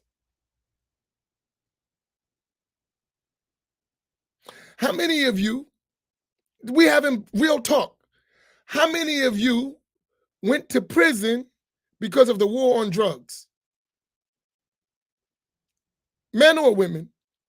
I know now y'all might get shy. We having real talk. How many of you went to prison because of the war on drugs? Remember Bush waged war on the black community? Y'all forgot that? And Biden helped say all these laws that send us all to jail for so damn long in the black community. I know we forgot all that stuff, right? Yeah, that was Biden who helped do all these crazy laws that send so many black youth to prison for decades. Yeah, we forgot that part, right? But let's have real talk. I'm gonna show you something. 'Cause I do math. I like math. I like numbers. I like to see, because someone tell me what we can't do. I show you where we done it. Then you tell me. Okay. Because we're having real talk. So those of us, and I know when we sitting around, everybody telling their stories. I was the man back in the day. I was the man. Okay. Let's do math. I'm just showing you math. I'm just showing you math. In the 80s, especially the mid to late 80s, 85, when all this stuff started to happen, 86, 87, 88, 89, and then 90, 91, probably up to 93, right? In the black community, at the height of the drug, which was cocaine, base, and crack, those three levels from the early to mid 80s up to the 90s, early 90s. It was only a small period window, really, when cocaine, base, and crack went all over our communities. In those days, I'm just showing you numbers. This is in the black community.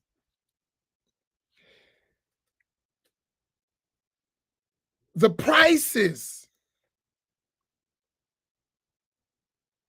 for the average hustler in the black community who was buying weight, the average price in those days was like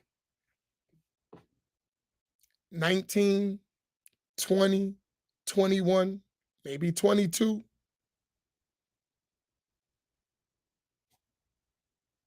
And I'm only saying this to show you something. What they say that disclaimer, this is all haram, but I want to show you numbers, what can happen in the black community. Numbers, right? It's only for that purpose. So for a key in those days was going to go anywhere from 18 to 22, right? In those days, right? That is giving you, without altering it, $36,000, because you're talking about, if it's broken down, you're talking about maybe $1,000 per ounce. That's 36,000. You're paying at max on the high end 25, 26, and somebody's robbing you at that price. But 22, 21, 20, 19.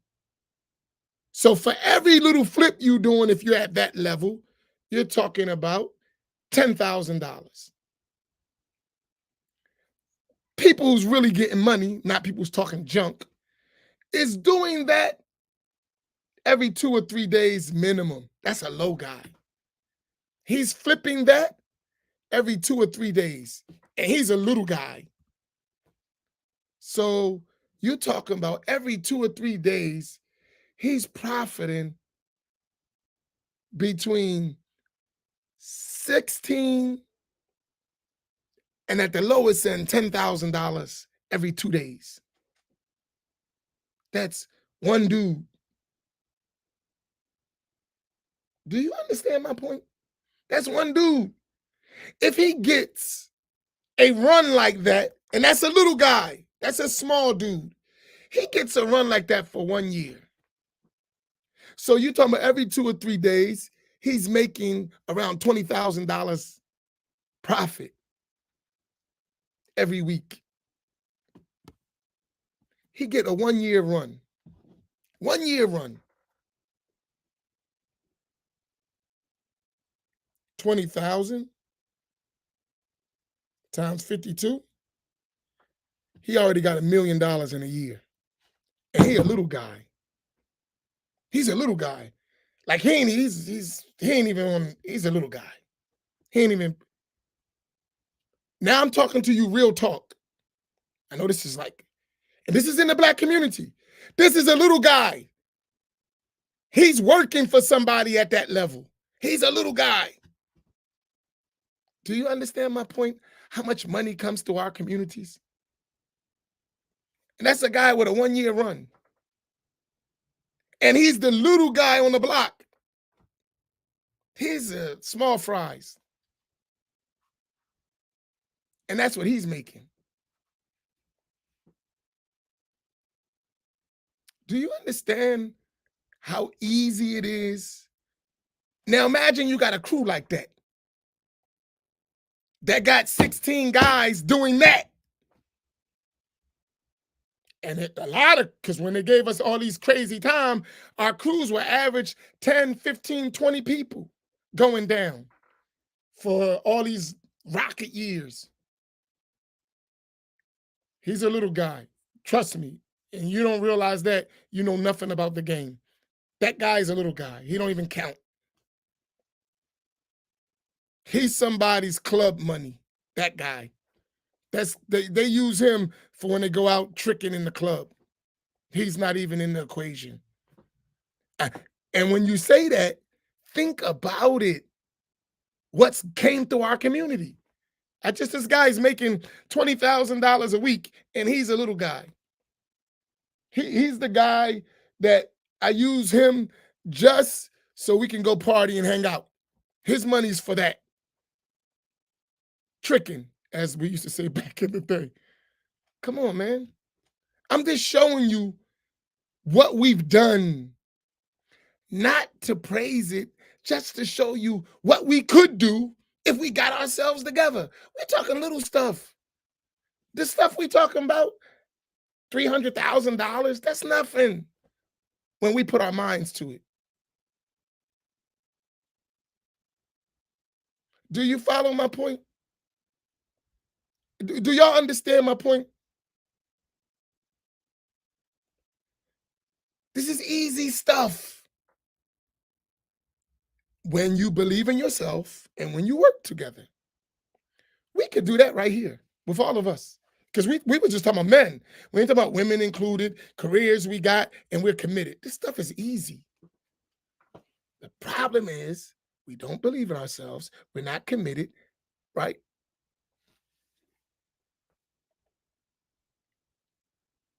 This stuff is easy. So, Abdul Wali, when you talk about that, you see how easy this stuff is? Because some of us always talking about we was big boys. When I was in the dunya, and I be listening, man, Joker, I see how you work in the deen. You wasn't nothing in the dunya. You was a chump. You was a chump in the dunya and you're a chump in the deen. I watch. Because the Prophet ﷺ said, if you were like that in the dunya, that's going to convert when you learn and practice Islam. You're going to see it. You're going to see it. It's going to be clear. If you was like that, you're going to be like that in this. Even better. It's clear. It's not like foggy. But when you weak and lagging in the deen, and you ain't accomplishing nothing in the deen, that tells me what you were like in the dunya. You could tell that stuff to somebody who wasn't in the dunya. But people who've been in the dunya, they know. You weren't like that. And maybe at your level, you might have thought that was something. And just like in the dean, at the level we're at, we think we're doing something. We're not. The drug is not my point. Don't get my point. Well, my point is what we can do. Don't do nothing haram. That's unlawful. Right? That's unlawful. I'm not telling you do nothing haram. I'm not praising nothing haram. I'm just trying to show you the capabilities we have when we put our minds to something. Do you get my point? And anyone who asks a dumb question like that ain't listening. Like if you ask me, should we hustle? Then you stupid. What have you been listening to? Seriously. That you ask a dumb question like that. I know you're just joking, but I'm just saying, we're talking serious. That's the problem. We joke too much. And we joke so much, we don't even realize when we're harming ourselves and how easy it is to build when you're serious. That's all I'm talking about. But I'm talking to you in a language you should understand. Because if I talk to you, Imam Junaid said, and Hassan al-Basri said, and Fulan said, you don't understand that stuff. It's like I'm speaking, might as well not even be talking to you. We're going to learn, we're going to memorize hadith books, and we're going to get a sanid, and it's going, you can't see it. But if I tell you about something you're familiar with, you get in your mind like, oh, whoa, whoa, whoa, I got his point. Do you understand what I'm saying? That's the only reason I'm talking to you like it. And I can talk to you like it because I lived it. I lived it. It's not a story. I lived it. I know what we can do. I lived it since I was a kid. I watch us, right? That's all I'm saying. I'm not telling you something I don't know. I'm telling you something I know for a fact. Something I lived. Something that I know what we can do. Good, bad, however, I know what we can do. I understand. And what I'm trying to do is show you your own potential. And you don't have to do nothing haram. Never. And you shouldn't do nothing haram. But from your ways in the dunya, from if you true, you should know we used to don't sleep. You on the block, what time you go home? After Fajr? When the club closed? You've been out since all night doing your stuff. You wasn't sleeping, you wasn't doing none of that for dunya. Now come the dean, sleepy, lazy. Come on, man.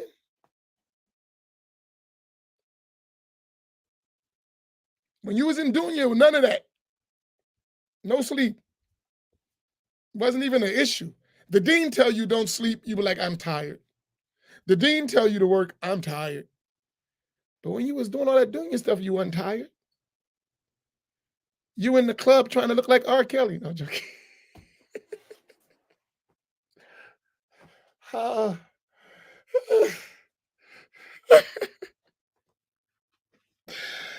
oh my goodness. You guys are crazy. Do you get my point? Only Atlantic City people know that joke, right? Shots fired. No, I'm joking. Uh, you understand what I'm saying, though? But when it comes to the dean, we got a million excuses. A million excuses. Do y'all follow my point? I say all that to show us when we could do the right stuff. Jokes, jokes, jokes, jokes, jokes, jokes, jokes. We can't front because we know each other. So there's no fronting when you know each other, right? You can't lie. People know you, right? They know you. You can't lie. That's all cap. I know the guy. We know each other, right? You follow my point? So I'm saying let's do it in the deen. Let's learn the knowledge. Let's become pious people. That doesn't mean we don't work. We still have to work.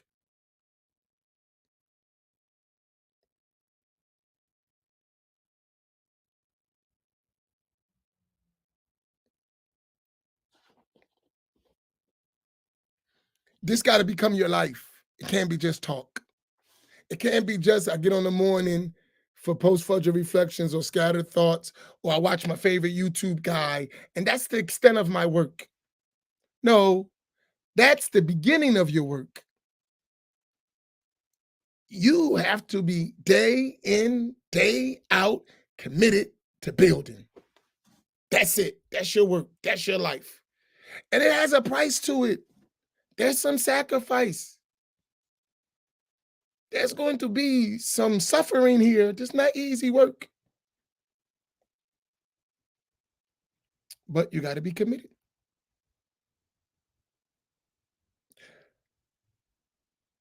I would like y'all to take a trip just so you can see. I'm going to show you something. I'm going to show you what work does.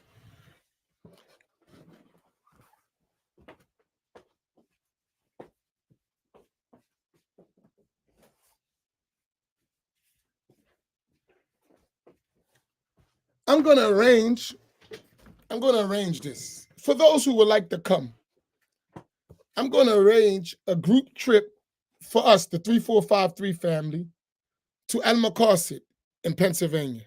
So this is Almacosset. It's in Allentown, Pennsylvania, right? How many of you heard of Almacosset? Many of y'all know. I'm going to arrange a trip there. It's close. It's not that far. How many of you heard of Almacosset?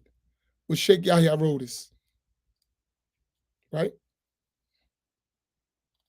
Right? I'm going to show you something. There's a reason why I want you to go, right?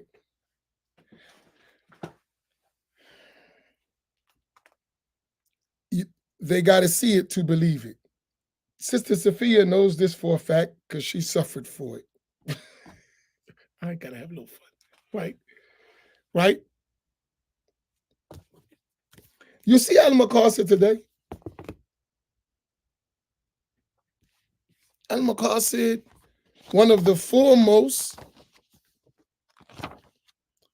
Sunni institutions in America in terms of what it has achieved. It's one of the foremost institutions in the United States of America. No doubt. At the top tier.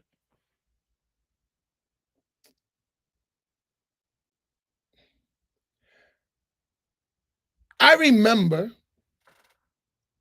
when that work started, I remember the whole thing. I was actively involved from the early stages before all that stuff was there. Right? They had nothing. I remember when it was a handful of us meeting in a rented building with a little bit of rooms. I remember those days. Before it looked like this, and before all of this, right? I remember those days. And just to show you that I was there. Look there, this is the first brochure they put. Is it Sheikh Yahya? Amin Muhammad. I was there. Right? Sheikh Yahya, Amin Muhammad. I was there. I'm making a point. I remember what me and Sheikh Yahya used to do while they were building, the traveling, the not being home, the teaching, the classes. I remember those days, right? I remember all of it. And I look today, I don't know, maybe it's been 15 years. I don't even think it's been 15 years.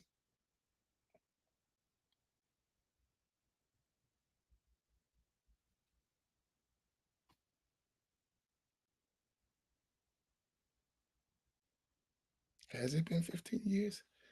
Time flies. I don't think it's been 15 years. Maybe 15 years, maybe 16 years. Allahu Alam. Small time though, whatever it was. Getting old, I forget. Right? And now they have land, a full-time seminary, paid employees, kids' school, online school, studios, working. I remember the meetings in houses. They did it. May Allah reward that community. I watched it. But I also know the work that it took to do that. The effort, the sustained commitment. I seen that too.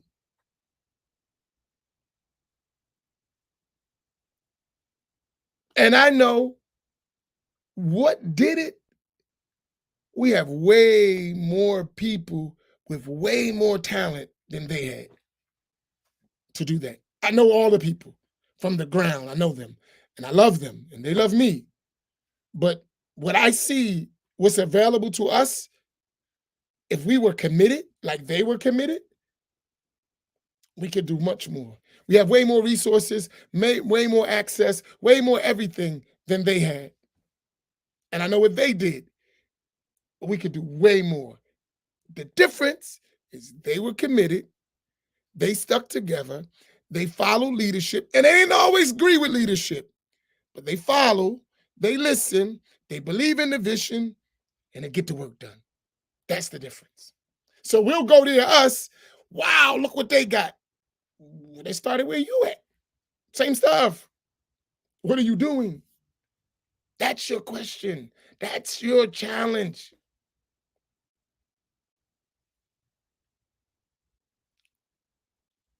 Khadijah, they don't have nothing we don't have except commitment. That's it. They have people who hear and obey. That's the difference. They don't have no more structure than we have, nothing more organized than we have. They have people who are committed. That's it. That's it. That's the difference. Everything they got, we have, except that commitment. Do you understand my point? When the sheikh says do A, no one's saying B. Even if they don't agree with him, they do A.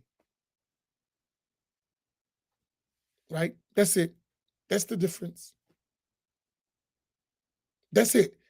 When the imam says A, we're doing this, no one says B. They do what he said. When sheikh says this, that's what they do. And they don't always like it.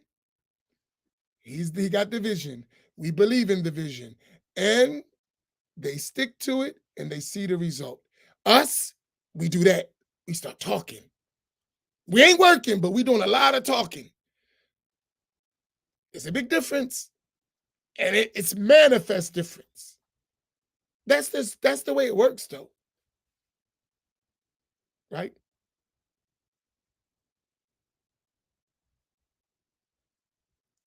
So I'm just giving you an example. I've seen it over and over and over again. And I'm only mentioning that to show you I've seen it over and over and over and over again. And I could point it all around the country where this is the same thing. This is just real talk. Masjid Muhammad has reached where Masjid Muhammad is because you have a few committed people who follow, who listen, and we get it done. That's it.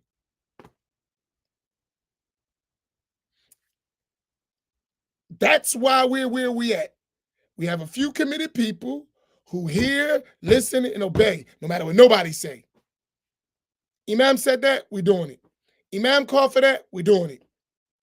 I don't always agree. The guy, he rough, but I got him. I'm with him. That's how we're successful.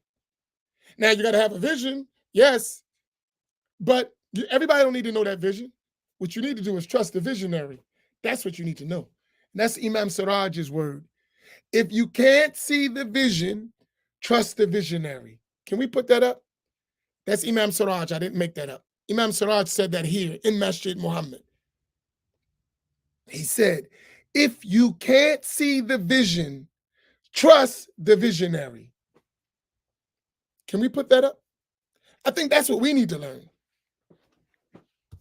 That's the success of Al Maqasid. Many people cannot see the vision, but they trust the visionary.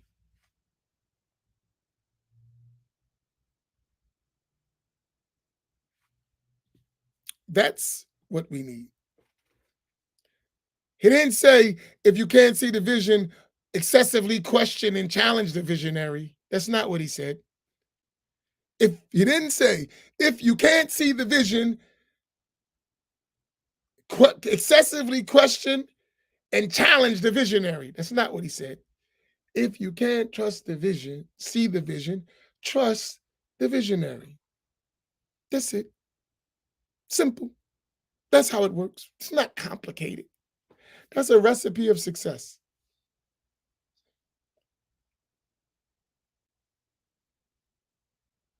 Sometimes you don't see the vision. Sometimes your perception is not wide enough to see the vision. That's why you're not the visionary. You need to learn to trust the visionary, right? You're actually trusting the visionary right now and not knowing it. This platform, Imam Naeem is here to tell you. I came to them, I said, I want to do Black Imams Roundtable. They ain't know what I was doing. They said, we with you, Imam.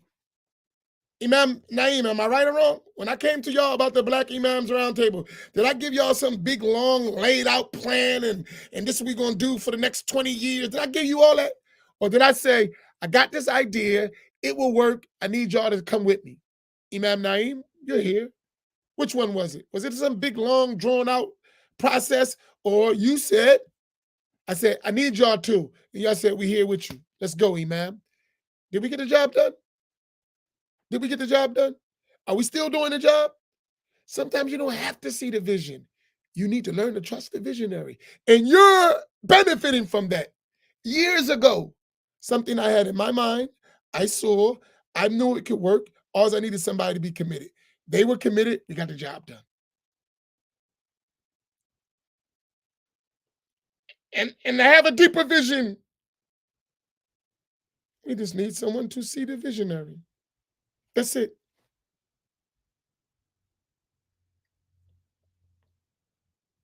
That's it.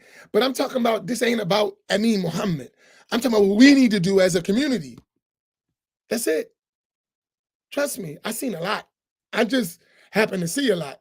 And I've been around a lot. I've been around a long time. I'm young, but I've seen a whole lot.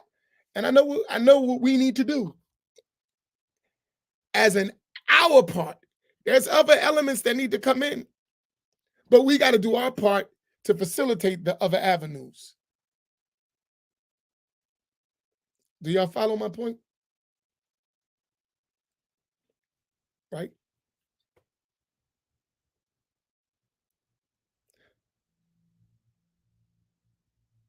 And that's the part we're suffering. But once we get that and we're committed, we'll get the job done. It's easy stuff.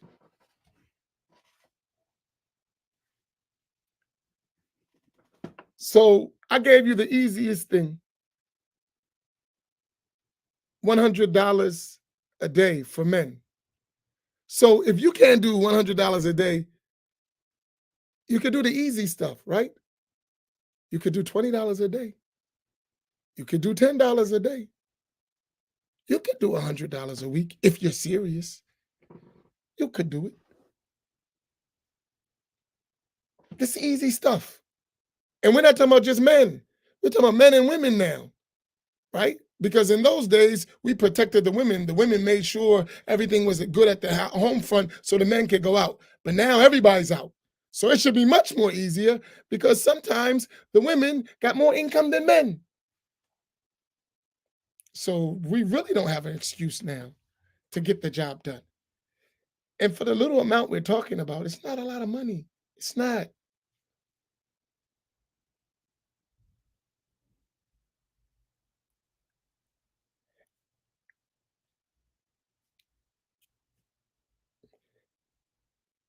And the other biggest problem, since Abdul Wali's mentioning it,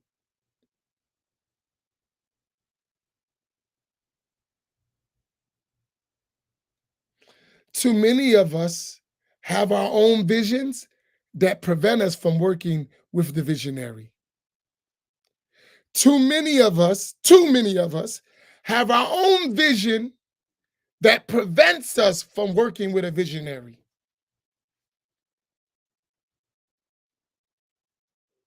Did y'all hear that one? Too many of us have our own vision that prevents us from working with a visionary. That's the real issue behind that. I want to do my stuff. Too many of us are like that.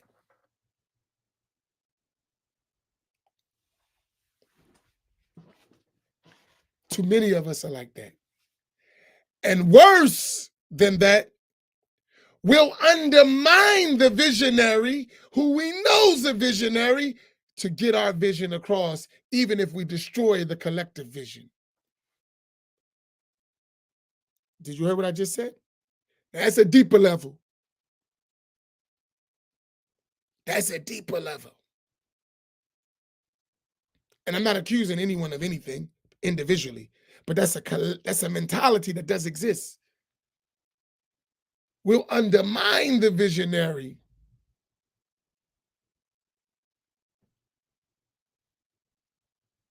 to get our vision across, even though we see the success of the visionary. You know what I call that? The smiling knife. That's what I call it. There's a lot of that.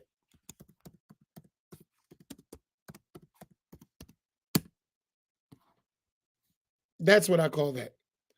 The smiling knife.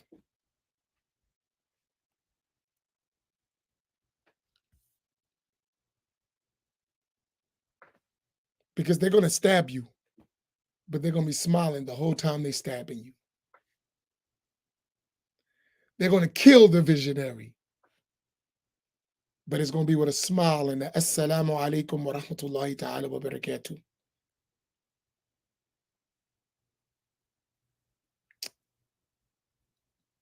That's what killed our community all over the time. That smiling knife.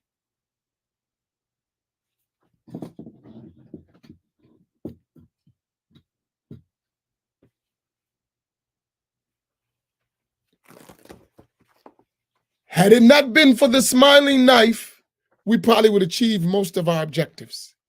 But the smiling knife has been the Achilles heel for us as a collective community. The African American community has been subject to the smiling knife so much that it's killed all our visions.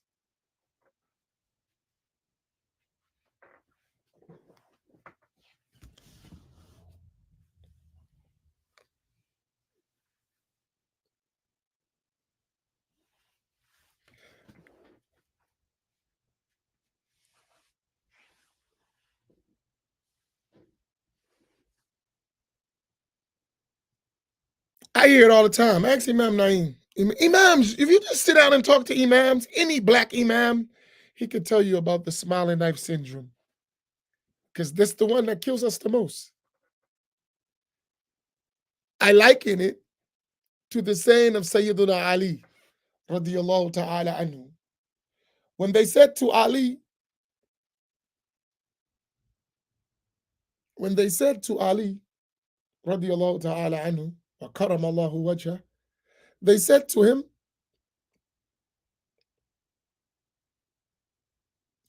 during the time of Abu Bakr and Umar and Uthman, we have all this trouble, radiyallahu ta'ala anhum. But now you the leader, we got all this fitna. So they were blaming Sayyidina Ali radiallahu ta'ala anhu. He looked at them and he said the most powerful words.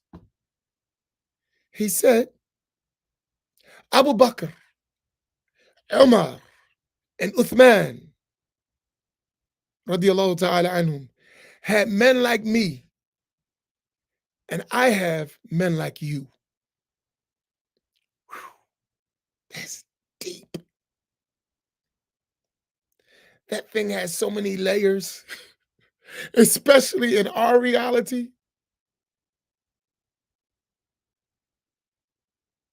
He said, Abu Bakr, Umar, and Uthman had men like me, and I got men like you. Wow, that's deep.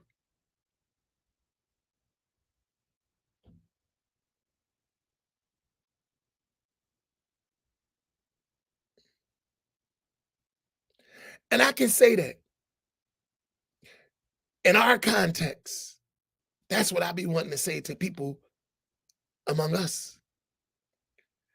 Elijah Muhammad, Marcus Garvey, Drew Ali, Dr. York, Imam Wafdi Muhammad. They had men like Ali in their commitment, but we have men like you. Those great leaders who built all that stuff, they had men of commitment. But we got men of excuses and the individual mentality. It's about what I want, my vision. Even if your vision is not for the collective or it's not the vision that has been put forward.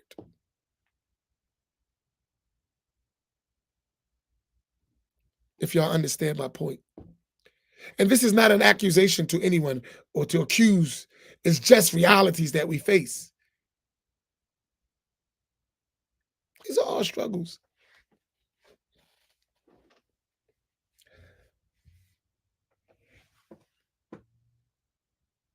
And I know what we can do. I believe in us. That's why I'm committed. How do we fix it? Like you do, Malika. Keep being the way you are and find some people like you. We get it done. You want a question? I'll give you. The way you do it. What your family does, your family alone. Find people like that, bring them together, and you'll get the job done. That's the challenge. Get more families like your family. Get more women and more men committed like you are and committed like your husband is and like your children are. Get people like that and bring them together under someone you believe in their vision. And that's how you get the job done. You're doing it. You are doing it. You are duplicate yourself. That's how you fix it. Right? And likewise, for me to duplicate myself. That's how we fix it. But that's work. Whatever it is that makes you be committed, whatever it is that make you say, I'm there for you, Imam. Whatever that is, you know it. Whatever it is that your family says, I'm with you. Right? Whatever that is, you know it. I don't have to know it. You know it. Whatever it is, find that in somebody else. Right? That's how you make it work. And then we have to learn, which I'm good at myself. I'll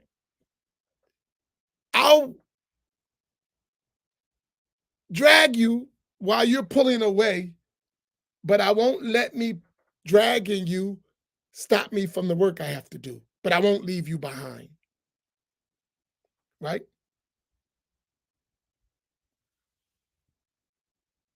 Right?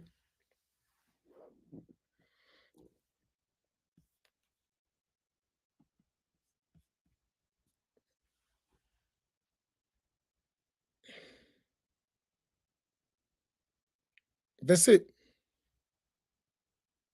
right?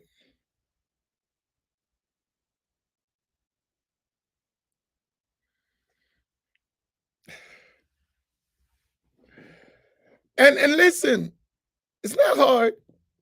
It's not hard. So, Malika, did you follow me? I never asked you to do something I don't do myself. Never, ever. I would never do that. In fact, I'm gonna work. My thing is, I'm gonna outwork you. So now, if we all like that, we're gonna get the job done.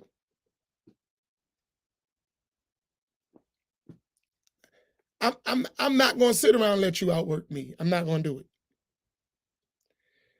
If you do outwork me, that's just because Allah favored you, and I respect that. But I'm gonna still put you to the test at every turn, and that's how all of us got to be. That's commitment, right?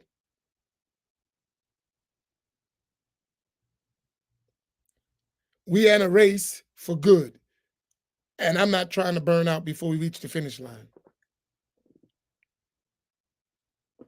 That's how we roll. Trust me, it's easy for me to do something else. It's not hard. Very easy.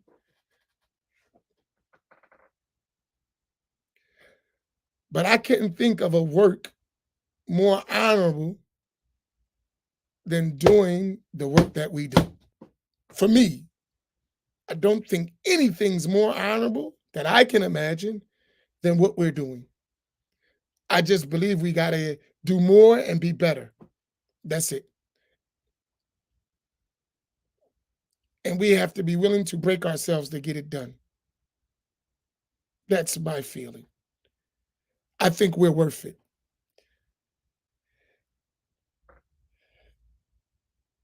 And I'm seeing the fruits of it. Because sometimes it ain't easy. And Allah, out of his mercy, shows you some fruit so you don't quit. Because we'll make you quit. We'll make it so difficult that you feel like quitting. And you just say, you know what? I'm going over there with the others and celebrate their successes while we have none. Instead of going over there and say, look at our successes, look at your successes. Now, since we have shown our successes too, let's collectively work together for the ummah. That's my mission. I already know what others can do. Now I got to show what we can do. And then when we come together, we come equally, giving and receiving. We don't come just with our hands out. We come with something to offer that they desperately need. And they give us what we desperately need. And we work together as one. But we got to do our part first. I'm not going to ask nobody nothing until we do our job. I'm going to set it up because I think we need to see it. But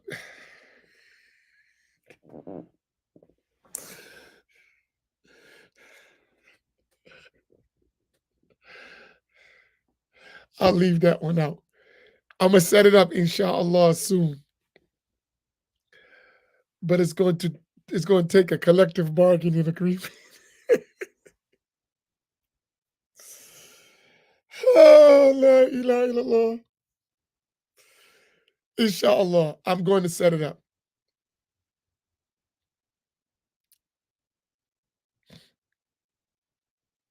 But when I set it up, don't become smiling knives, okay? Can we have that commitment?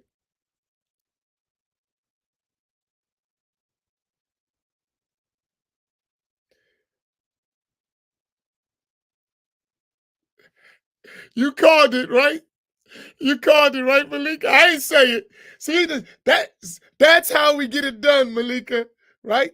Just make sure nobody decides to jump ship and join their camp on this field trip. You are funny, but you are correct. You are hilarious, but you're correct. See, strong black woman. You know us. You know us.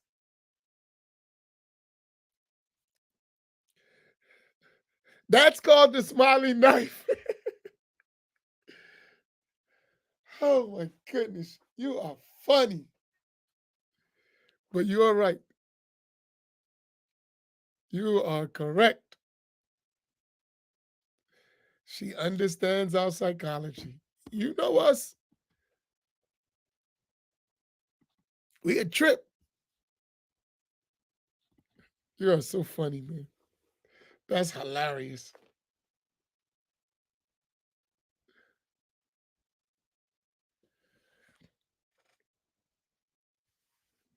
A field trip is for you to learn and benefit so you can build, not so you can join an abandoned ship. You learn something and you build from that. You don't cross the one who opened the door for you. Guy,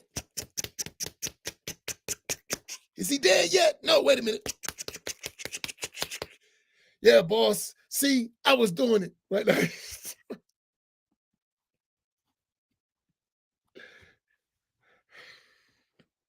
All right, I'm getting silly. Y'all crazy. But this is us. We know us. We know us. We know us. We know how we get down, right?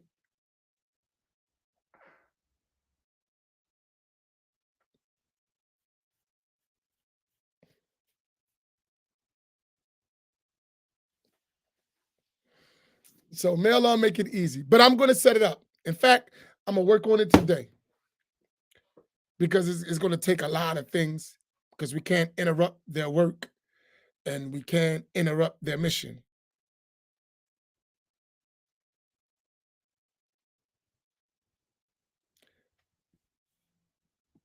And this is, can we copy this? Imam Naeem put up. This is extremely important.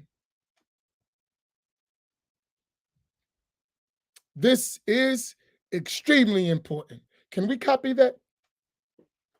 I'm going to tell you something. Copy it. I'm going to close with this point because Imam Naeem got a point here.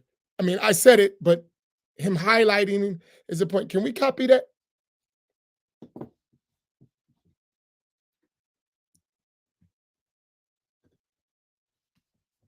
Now I'm going to have a real talk with you. Can we copy that, please? Please, everyone copy that statement, please. I'm going to share something with you. This is real talk.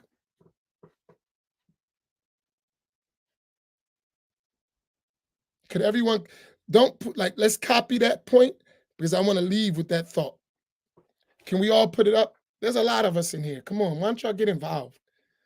Don't just be passive listeners. You actually got to do something.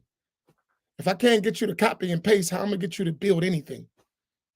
This is the easiest thing in the world. Just go boom, boom, you finish. Come on.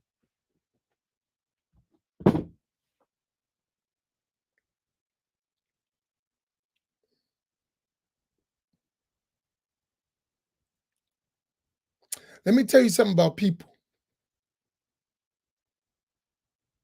especially organizations and leaders.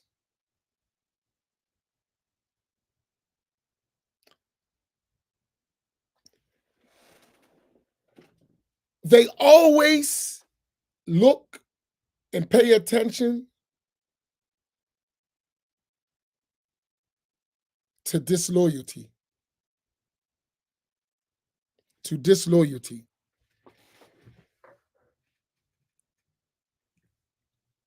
And they will take you in your disloyalty and use you and then throw you away.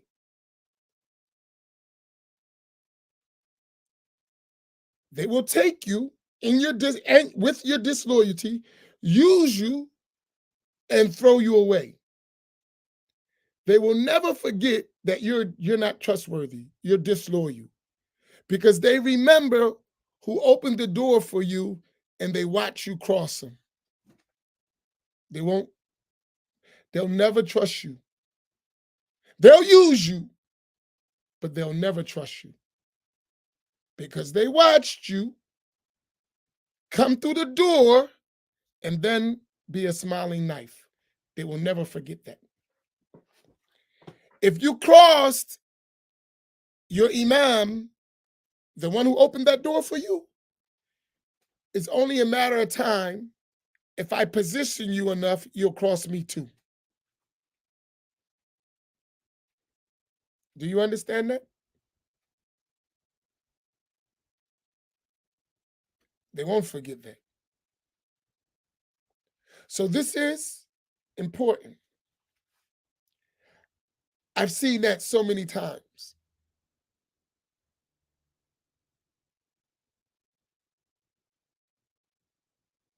And I have recordings from people who actually realized this and called me back and said, I'm sorry. It's happened multiple times. One of the things my family says a lot, we've trained and built so many people who crossed us.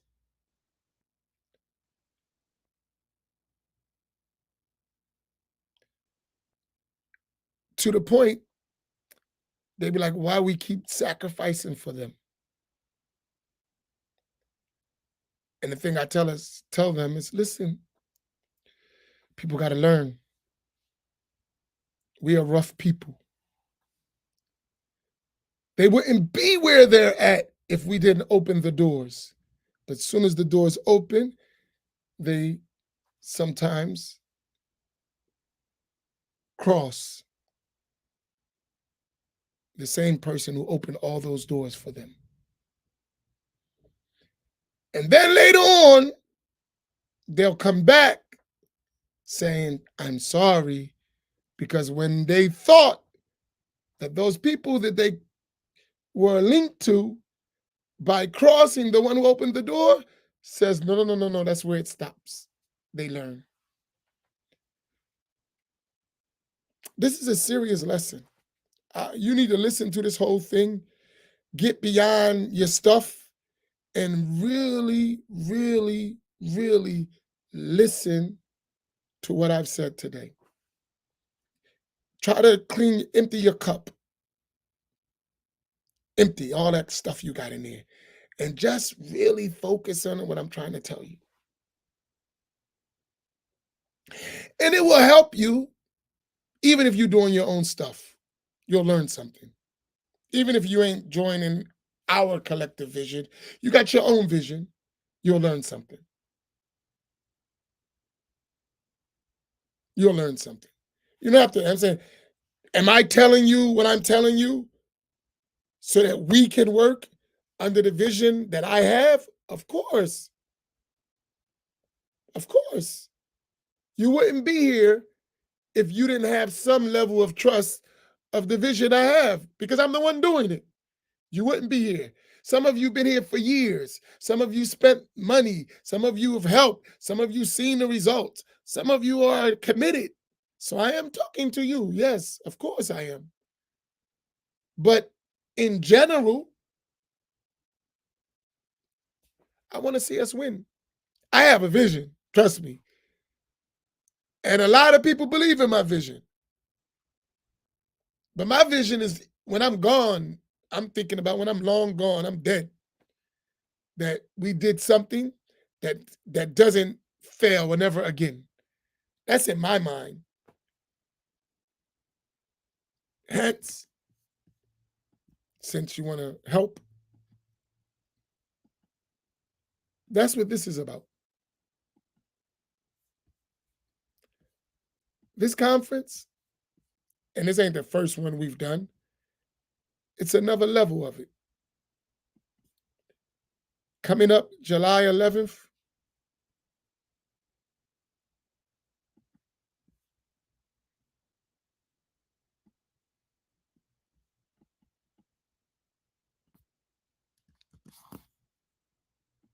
um,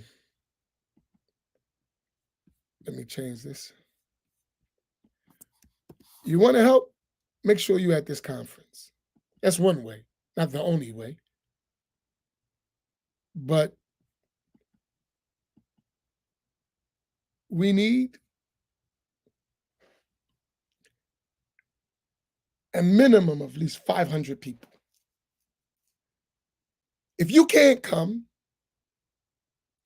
Number one, share the flyer, spread the event. It begins on 11th, Thursday. And then let me take the last few minutes. I'm almost 3 hours anyway. So I don't think another 20 minutes will hurt you. Let me talk about this conference.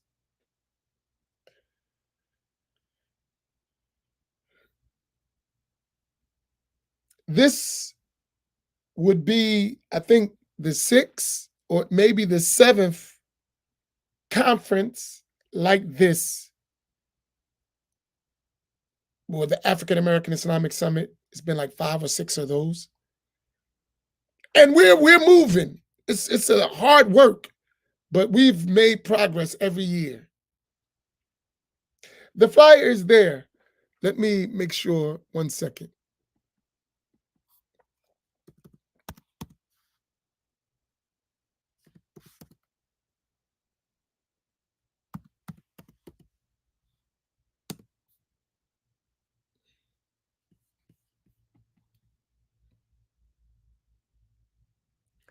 The flyer is on our website too. All the information is there. So I'll put the website there too. That's the link to register. But everything is even on our website. The flyer is there. So that's our website. You can copy. All the information is there, right?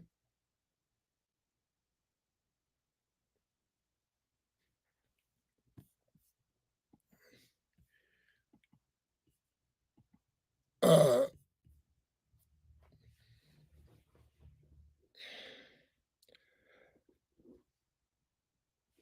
where did I put it? So the conference, I want you to understand something, why it's important. Let me go levels. First level, we don't have nothing like this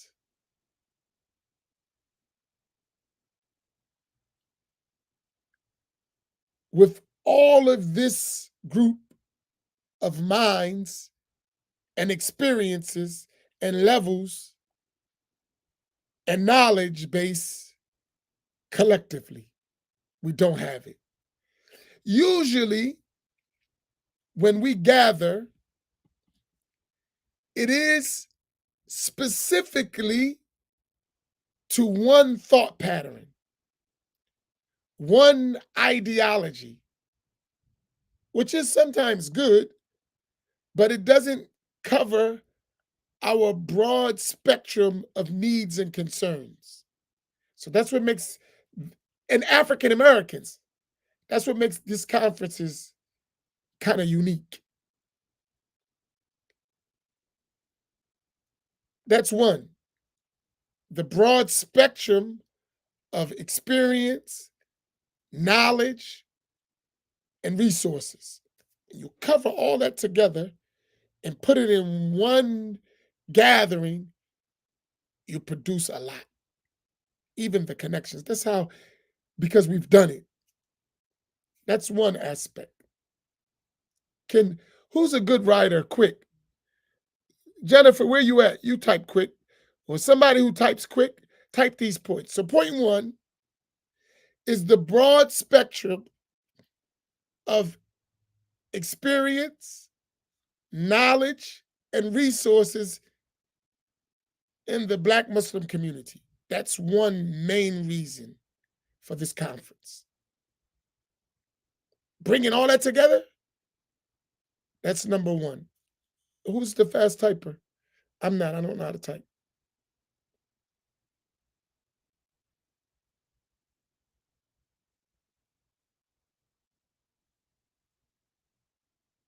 Do y'all got it?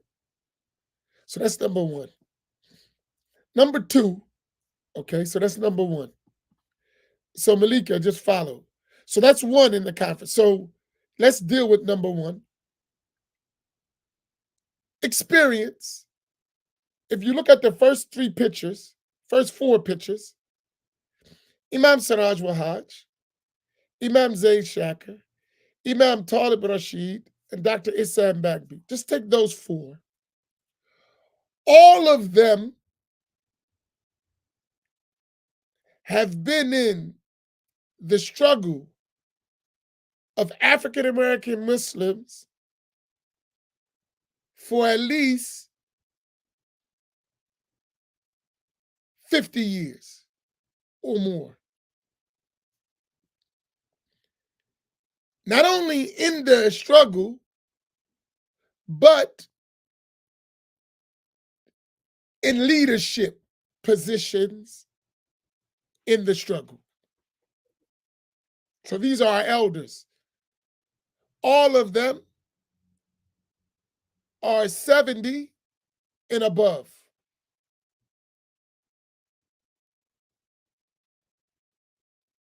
Right? All of them are 70 and above. And I think Imam Zayd, if he's just turning 70 or a little over or a little under, he's right there on that threshold. Right? I personally have real serious talks with all of them. They're all my elders. And they all have tried to do what I'm trying to do. Right? We there. There's a mutual love and respect for one another. Right? So with them being there, it's us fulfilling the command of the Prophet sallallahu alaihi wasallam to have reverence for your elders and to take their advice. This is a part of our deen. These are the senior workers in our community, not the only ones among the senior workers. Not, we ain't saying because we get this, why isn't he here? Why isn't he? Oh, we can't have everybody all the time. And sometimes some people are just not, you can't work with them. But these we can work with, we can talk to. And it's not just at the conference. We can have real talks. If I pick up my phone, we're going to have a real talk. If I call Imam Siraj, he's going to answer. He's going to talk to me. If I talk to Imam Zaid, he's going to talk to me. If I talk to Imam Talib, we're going to be on the phone for hours. If I talk to Dr. Ihsan, I can have a real talk. I don't got to BS with him. We can kick it. You know how important that is? We can have a real talk. It's not fake.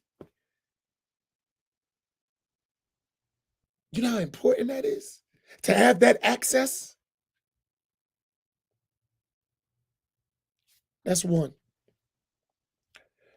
That's one.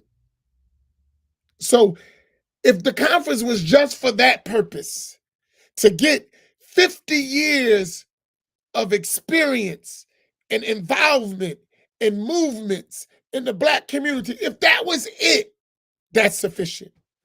If we just all sat our butts down and listened to our elders and gave them a platform and time to really talk to us,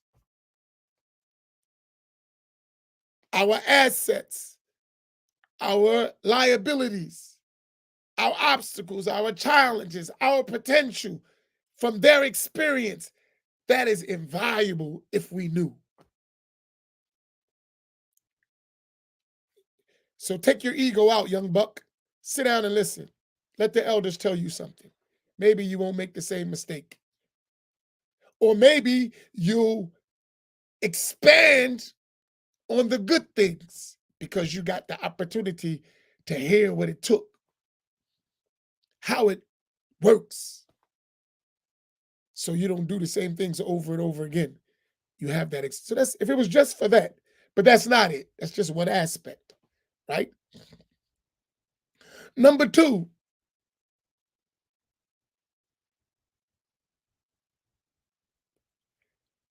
the next generation of leaders and thinkers and learned people in our community. So just on the flyer, there's way more people than this, but I'm just on the flyer you're looking at right now. And there'll be more people coming and added new flyers coming out.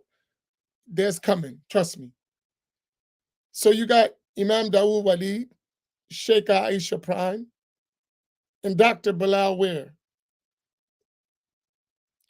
These are next young generation under those elders. They're professionals, they're leaders, they study, both Islamically, some of them, and worldly.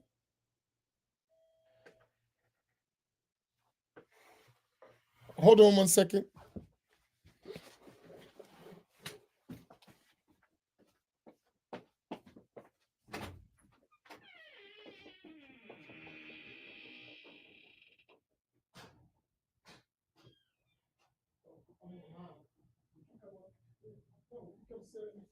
One second, I'm almost finished.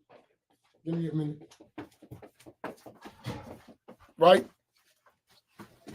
Excuse me, I got to get ready to go, but I'll sum it up.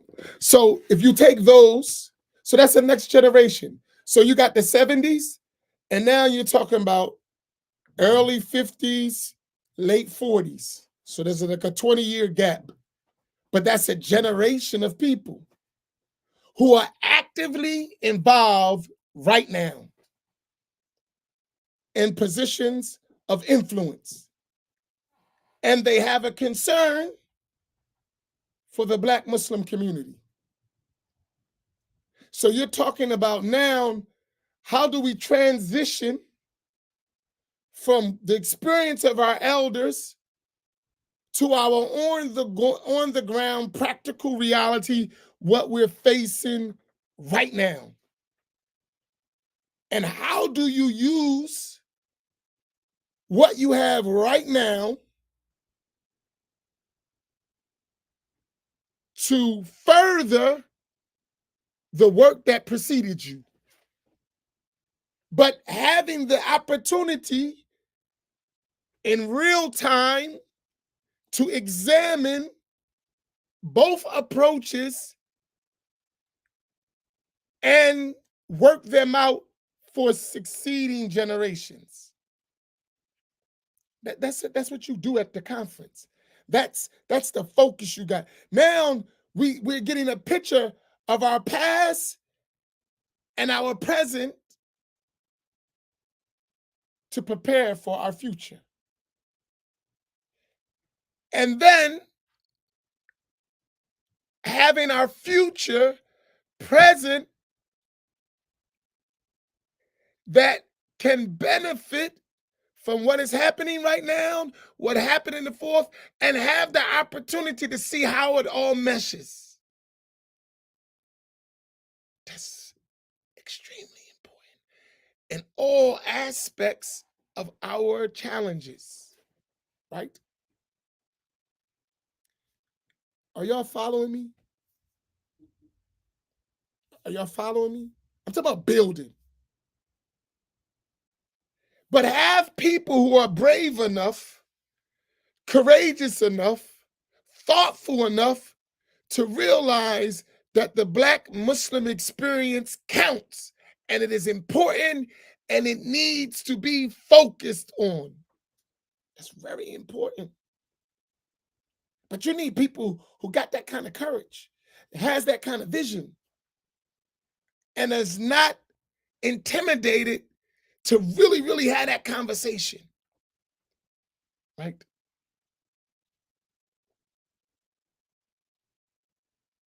That's not a politically correct conversation. It's a real conversation without no fluff, nonsense.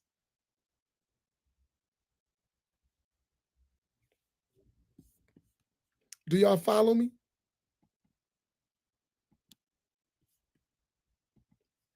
The third point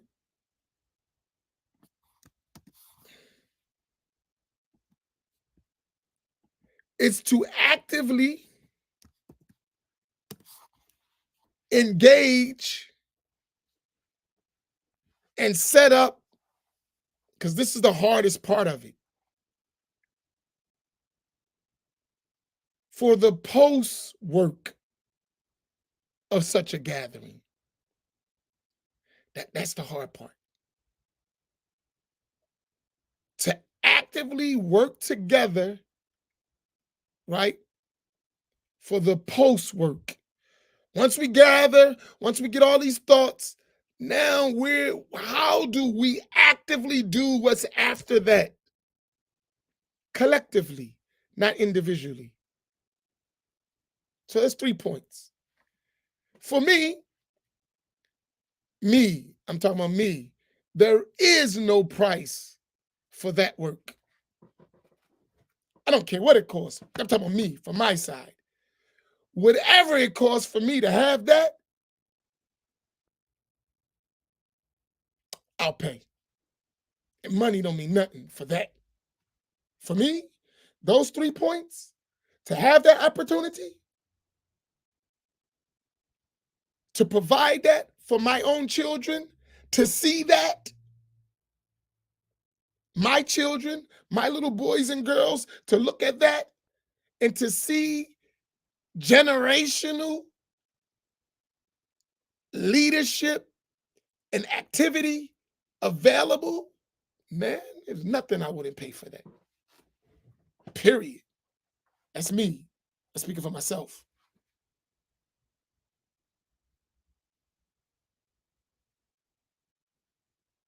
I don't want my children to do the same work I'm doing in the same struggle. Nah. I failed if my children have to work as hard as me. I failed miserably. And my job is to provide for them a way out.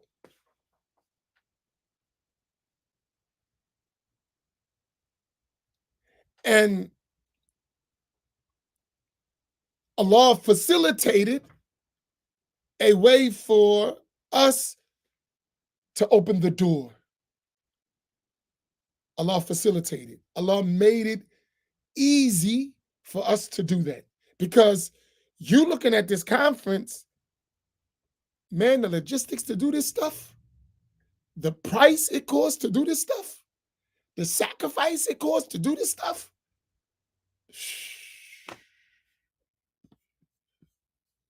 you wouldn't imagine what goes into doing that. I'm young. This gray don't come from nowhere, and you don't start losing your hair from nowhere. It's work. It's a lot of work. You have to be committed.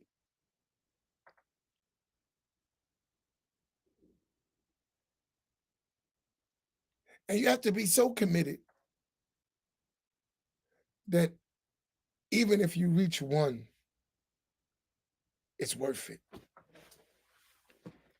Even if just one person benefits from the collective vision, it's worth it. Because our teachers used to tell us one person could be like 1,000 if you get that right one. One person can be like 1,000 people if you get that right one. Some real soldiers, they go on missions by themselves. Real soldiers can take a mission by themselves. That you can have a bunch of troops, that one soldier put him behind enemy lines, and he'll do more than 100 people. One real soldier.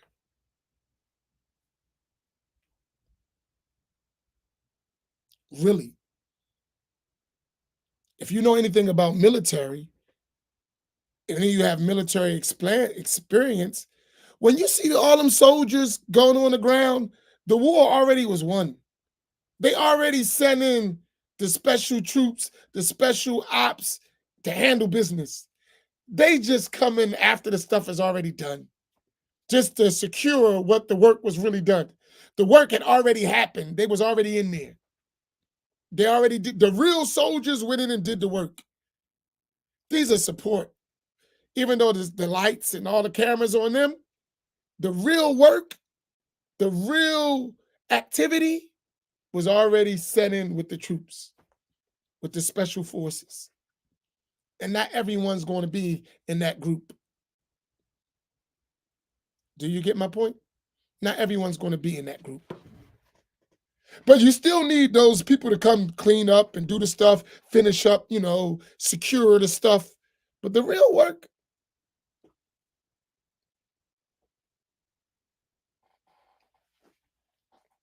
do you understand my point? And when you get there and you see the level of what we done, you'll understand, say, oh, they're not playing, they're serious. They're not playing games. When you attend the conference and you see, because especially those who came last year and the year before that and the year before that, you will see we're getting better and better and better and building and building and building. It's not going to waste. Listen, I'm telling you about me. Any one of them who know me, this is my life. That's all I think about. I don't have anything but this. I could have a bunch of other stuff. I don't care about that.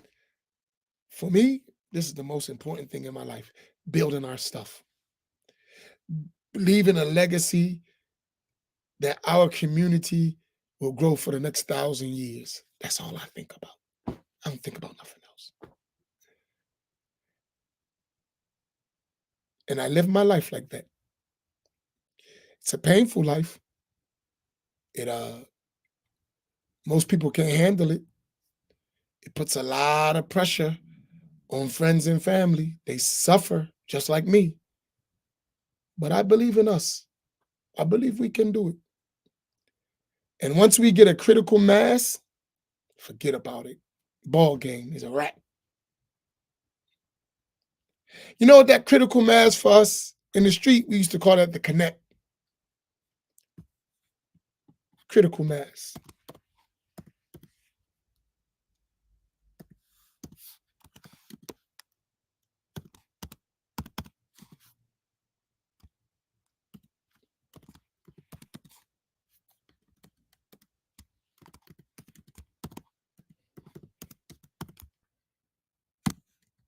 That's what we used to call it in the streets. Once you get the connect, game over. It's a wrap. We taking everything. Every block, we taking it. Once we get the connect. Our connect in this work is critical mass. Enough of us who understand the mission and ready to go. They understand the mission. They down. They're committed. It's a wrap. We done. We got to reach critical mass. So for those who understand, when you got the connect, that's it. All the struggle is over once you got the connect. Our connect and our work is critical mass. We're done. Critical mass. When we stop talking junk and we really work, and these things are to give us the inspiration, the aspiration, and the approach for our collective success, that's what these things is about.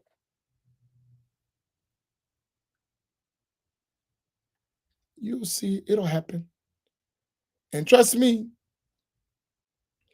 even if you don't live to see it, plant the seed. The ones who come after you will water, take care of it, nourish it to it is a tree that blossoms and produces fruit.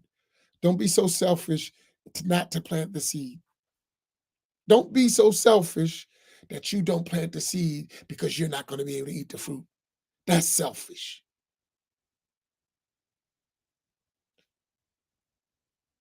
And may Allah make you live to see the fruit. I highly doubt it because it's a lot of work. You may see some growth, but you should expect that generations down the line will see the fruit.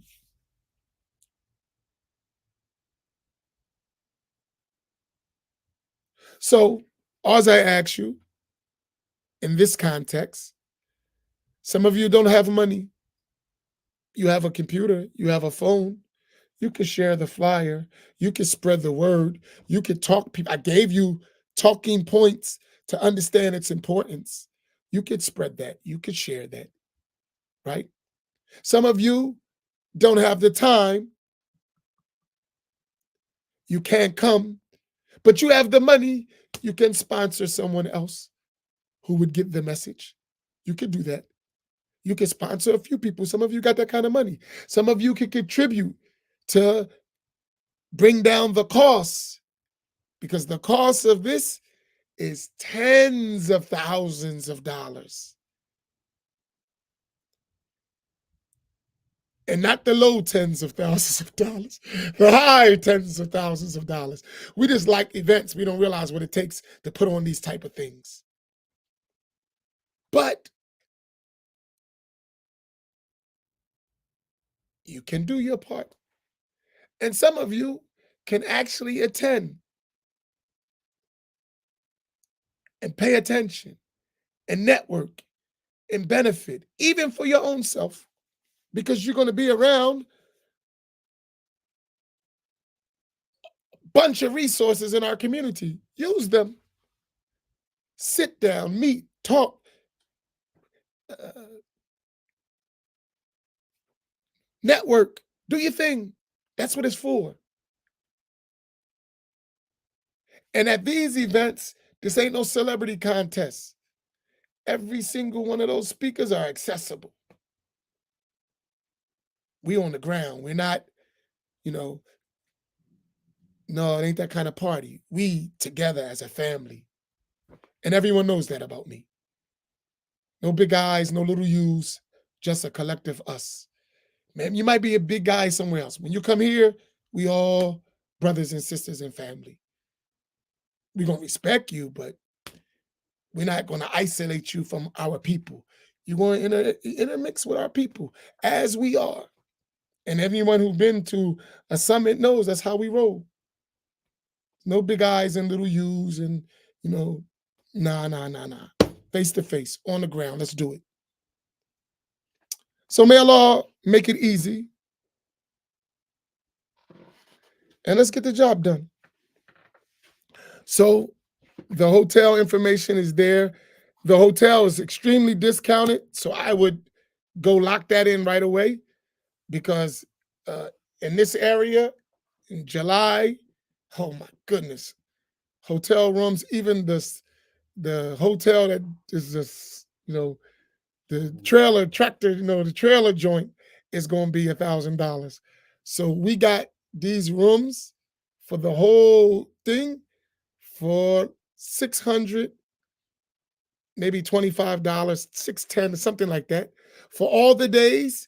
But you got to pay, of course, the fees, and they do a hold on your for incidentals.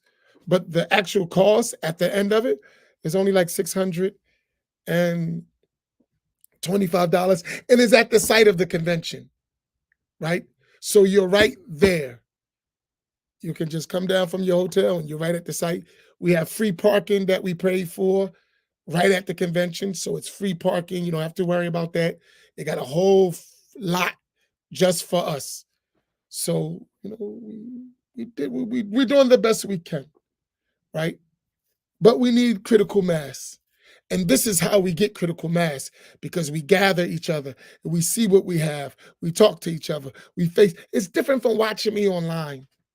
That stuff sounds great. But when we face to face, we really talking, you feel, oh, this is what he's really about. You see us, you touch us, you feel us, you there. It's a difference. Anybody could be online talking junk. But when you physically in someone's presence, you feel them. We have that saying, do you feel me? When you with us, you can feel fake and real. You can feel it. You can feel from the energy, the state of the person. Dude's full of it. Oh no, he dead serious. She's full of it, or she's dead serious. You can feel it. So all these things are important in getting that critical mass to build. And we really have a portion of it. not to the level we need, but it's some of us. That's why we say 3, 4, 5, 3 family. It's in the minds. It's in the minds. 3, 4, 5, 3 family. Now just be loyal to that so we can build. Barakallahu bikum. We'll keep pushing the conference, and I hit the 3 hour mark. Uh,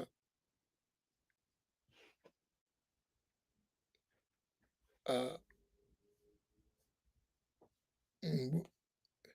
and inshallah, we'll be meeting. We'll have several meetings before this, though. We have 3 meetings in May. We have one here in Atlantic City. We have one in Columbus, Ohio. We have one in Newark. So we'll be still gathering. We don't stop working. So we have 3 events in May here in Atlantic City, which I'll be announcing probably tomorrow. I got to get on that because we're getting late. The first weekend of May in Atlantic City, that was scheduled, but I got to put it all out. Inshallah, I'll get on today. The 25th, Imam Naeem and Imam Fahim are going to be in Columbus, Ohio, and I'm going to be in Newark, New Jersey. So we're going to continue the work. We're on the ground. So may Allah make it easy. And the Allentown, I got to arrange that. That's not going to be easy. And Malika Muhammad's wedding is this weekend. MashaAllah. And this will be the official first collective 3, 4, 5, 3 family wedding. So I'm glad they're allowing us to share in it and get it done. That's part of getting critical mass, sharing in our family, development of families, and doing what we do, mashallah. So, inshallah, we'll see you. Oh, that's right. We'll see you days are flying. We'll see you Saturday. Many of you will see you Saturday here at Masjid Muhammad. And there is the Imams of the Black Imams Roundtable at 12 o'clock. We start a family and marriage seminar up to the time of the wedding, which is Malika 3 o'clock, right? The wedding thing starts at 3, right?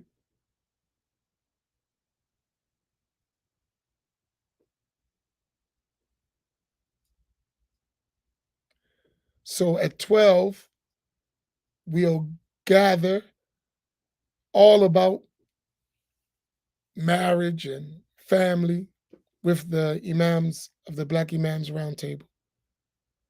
So, barakallahu bikum wa sallallahu ala Sayyidina Muhammad wa ala alihi wa sahbihi ajma'in. Let's get this done. Nobody else have to believe in us. Just as long as we believe in ourselves, we'll get the job done. Don't worry about the haters. Don't worry about the smiling knives. Just protect yourself from the haters and smiling knives, but don't worry about them. You do your job. You work hard. It'll get done. Bitawfiqillah, it will get done. Assalamu alaikum wa rahmatullahi ta'ala wa barakatuh. Thank you for your long patience. Assalamu alaikum wa rahmatullah.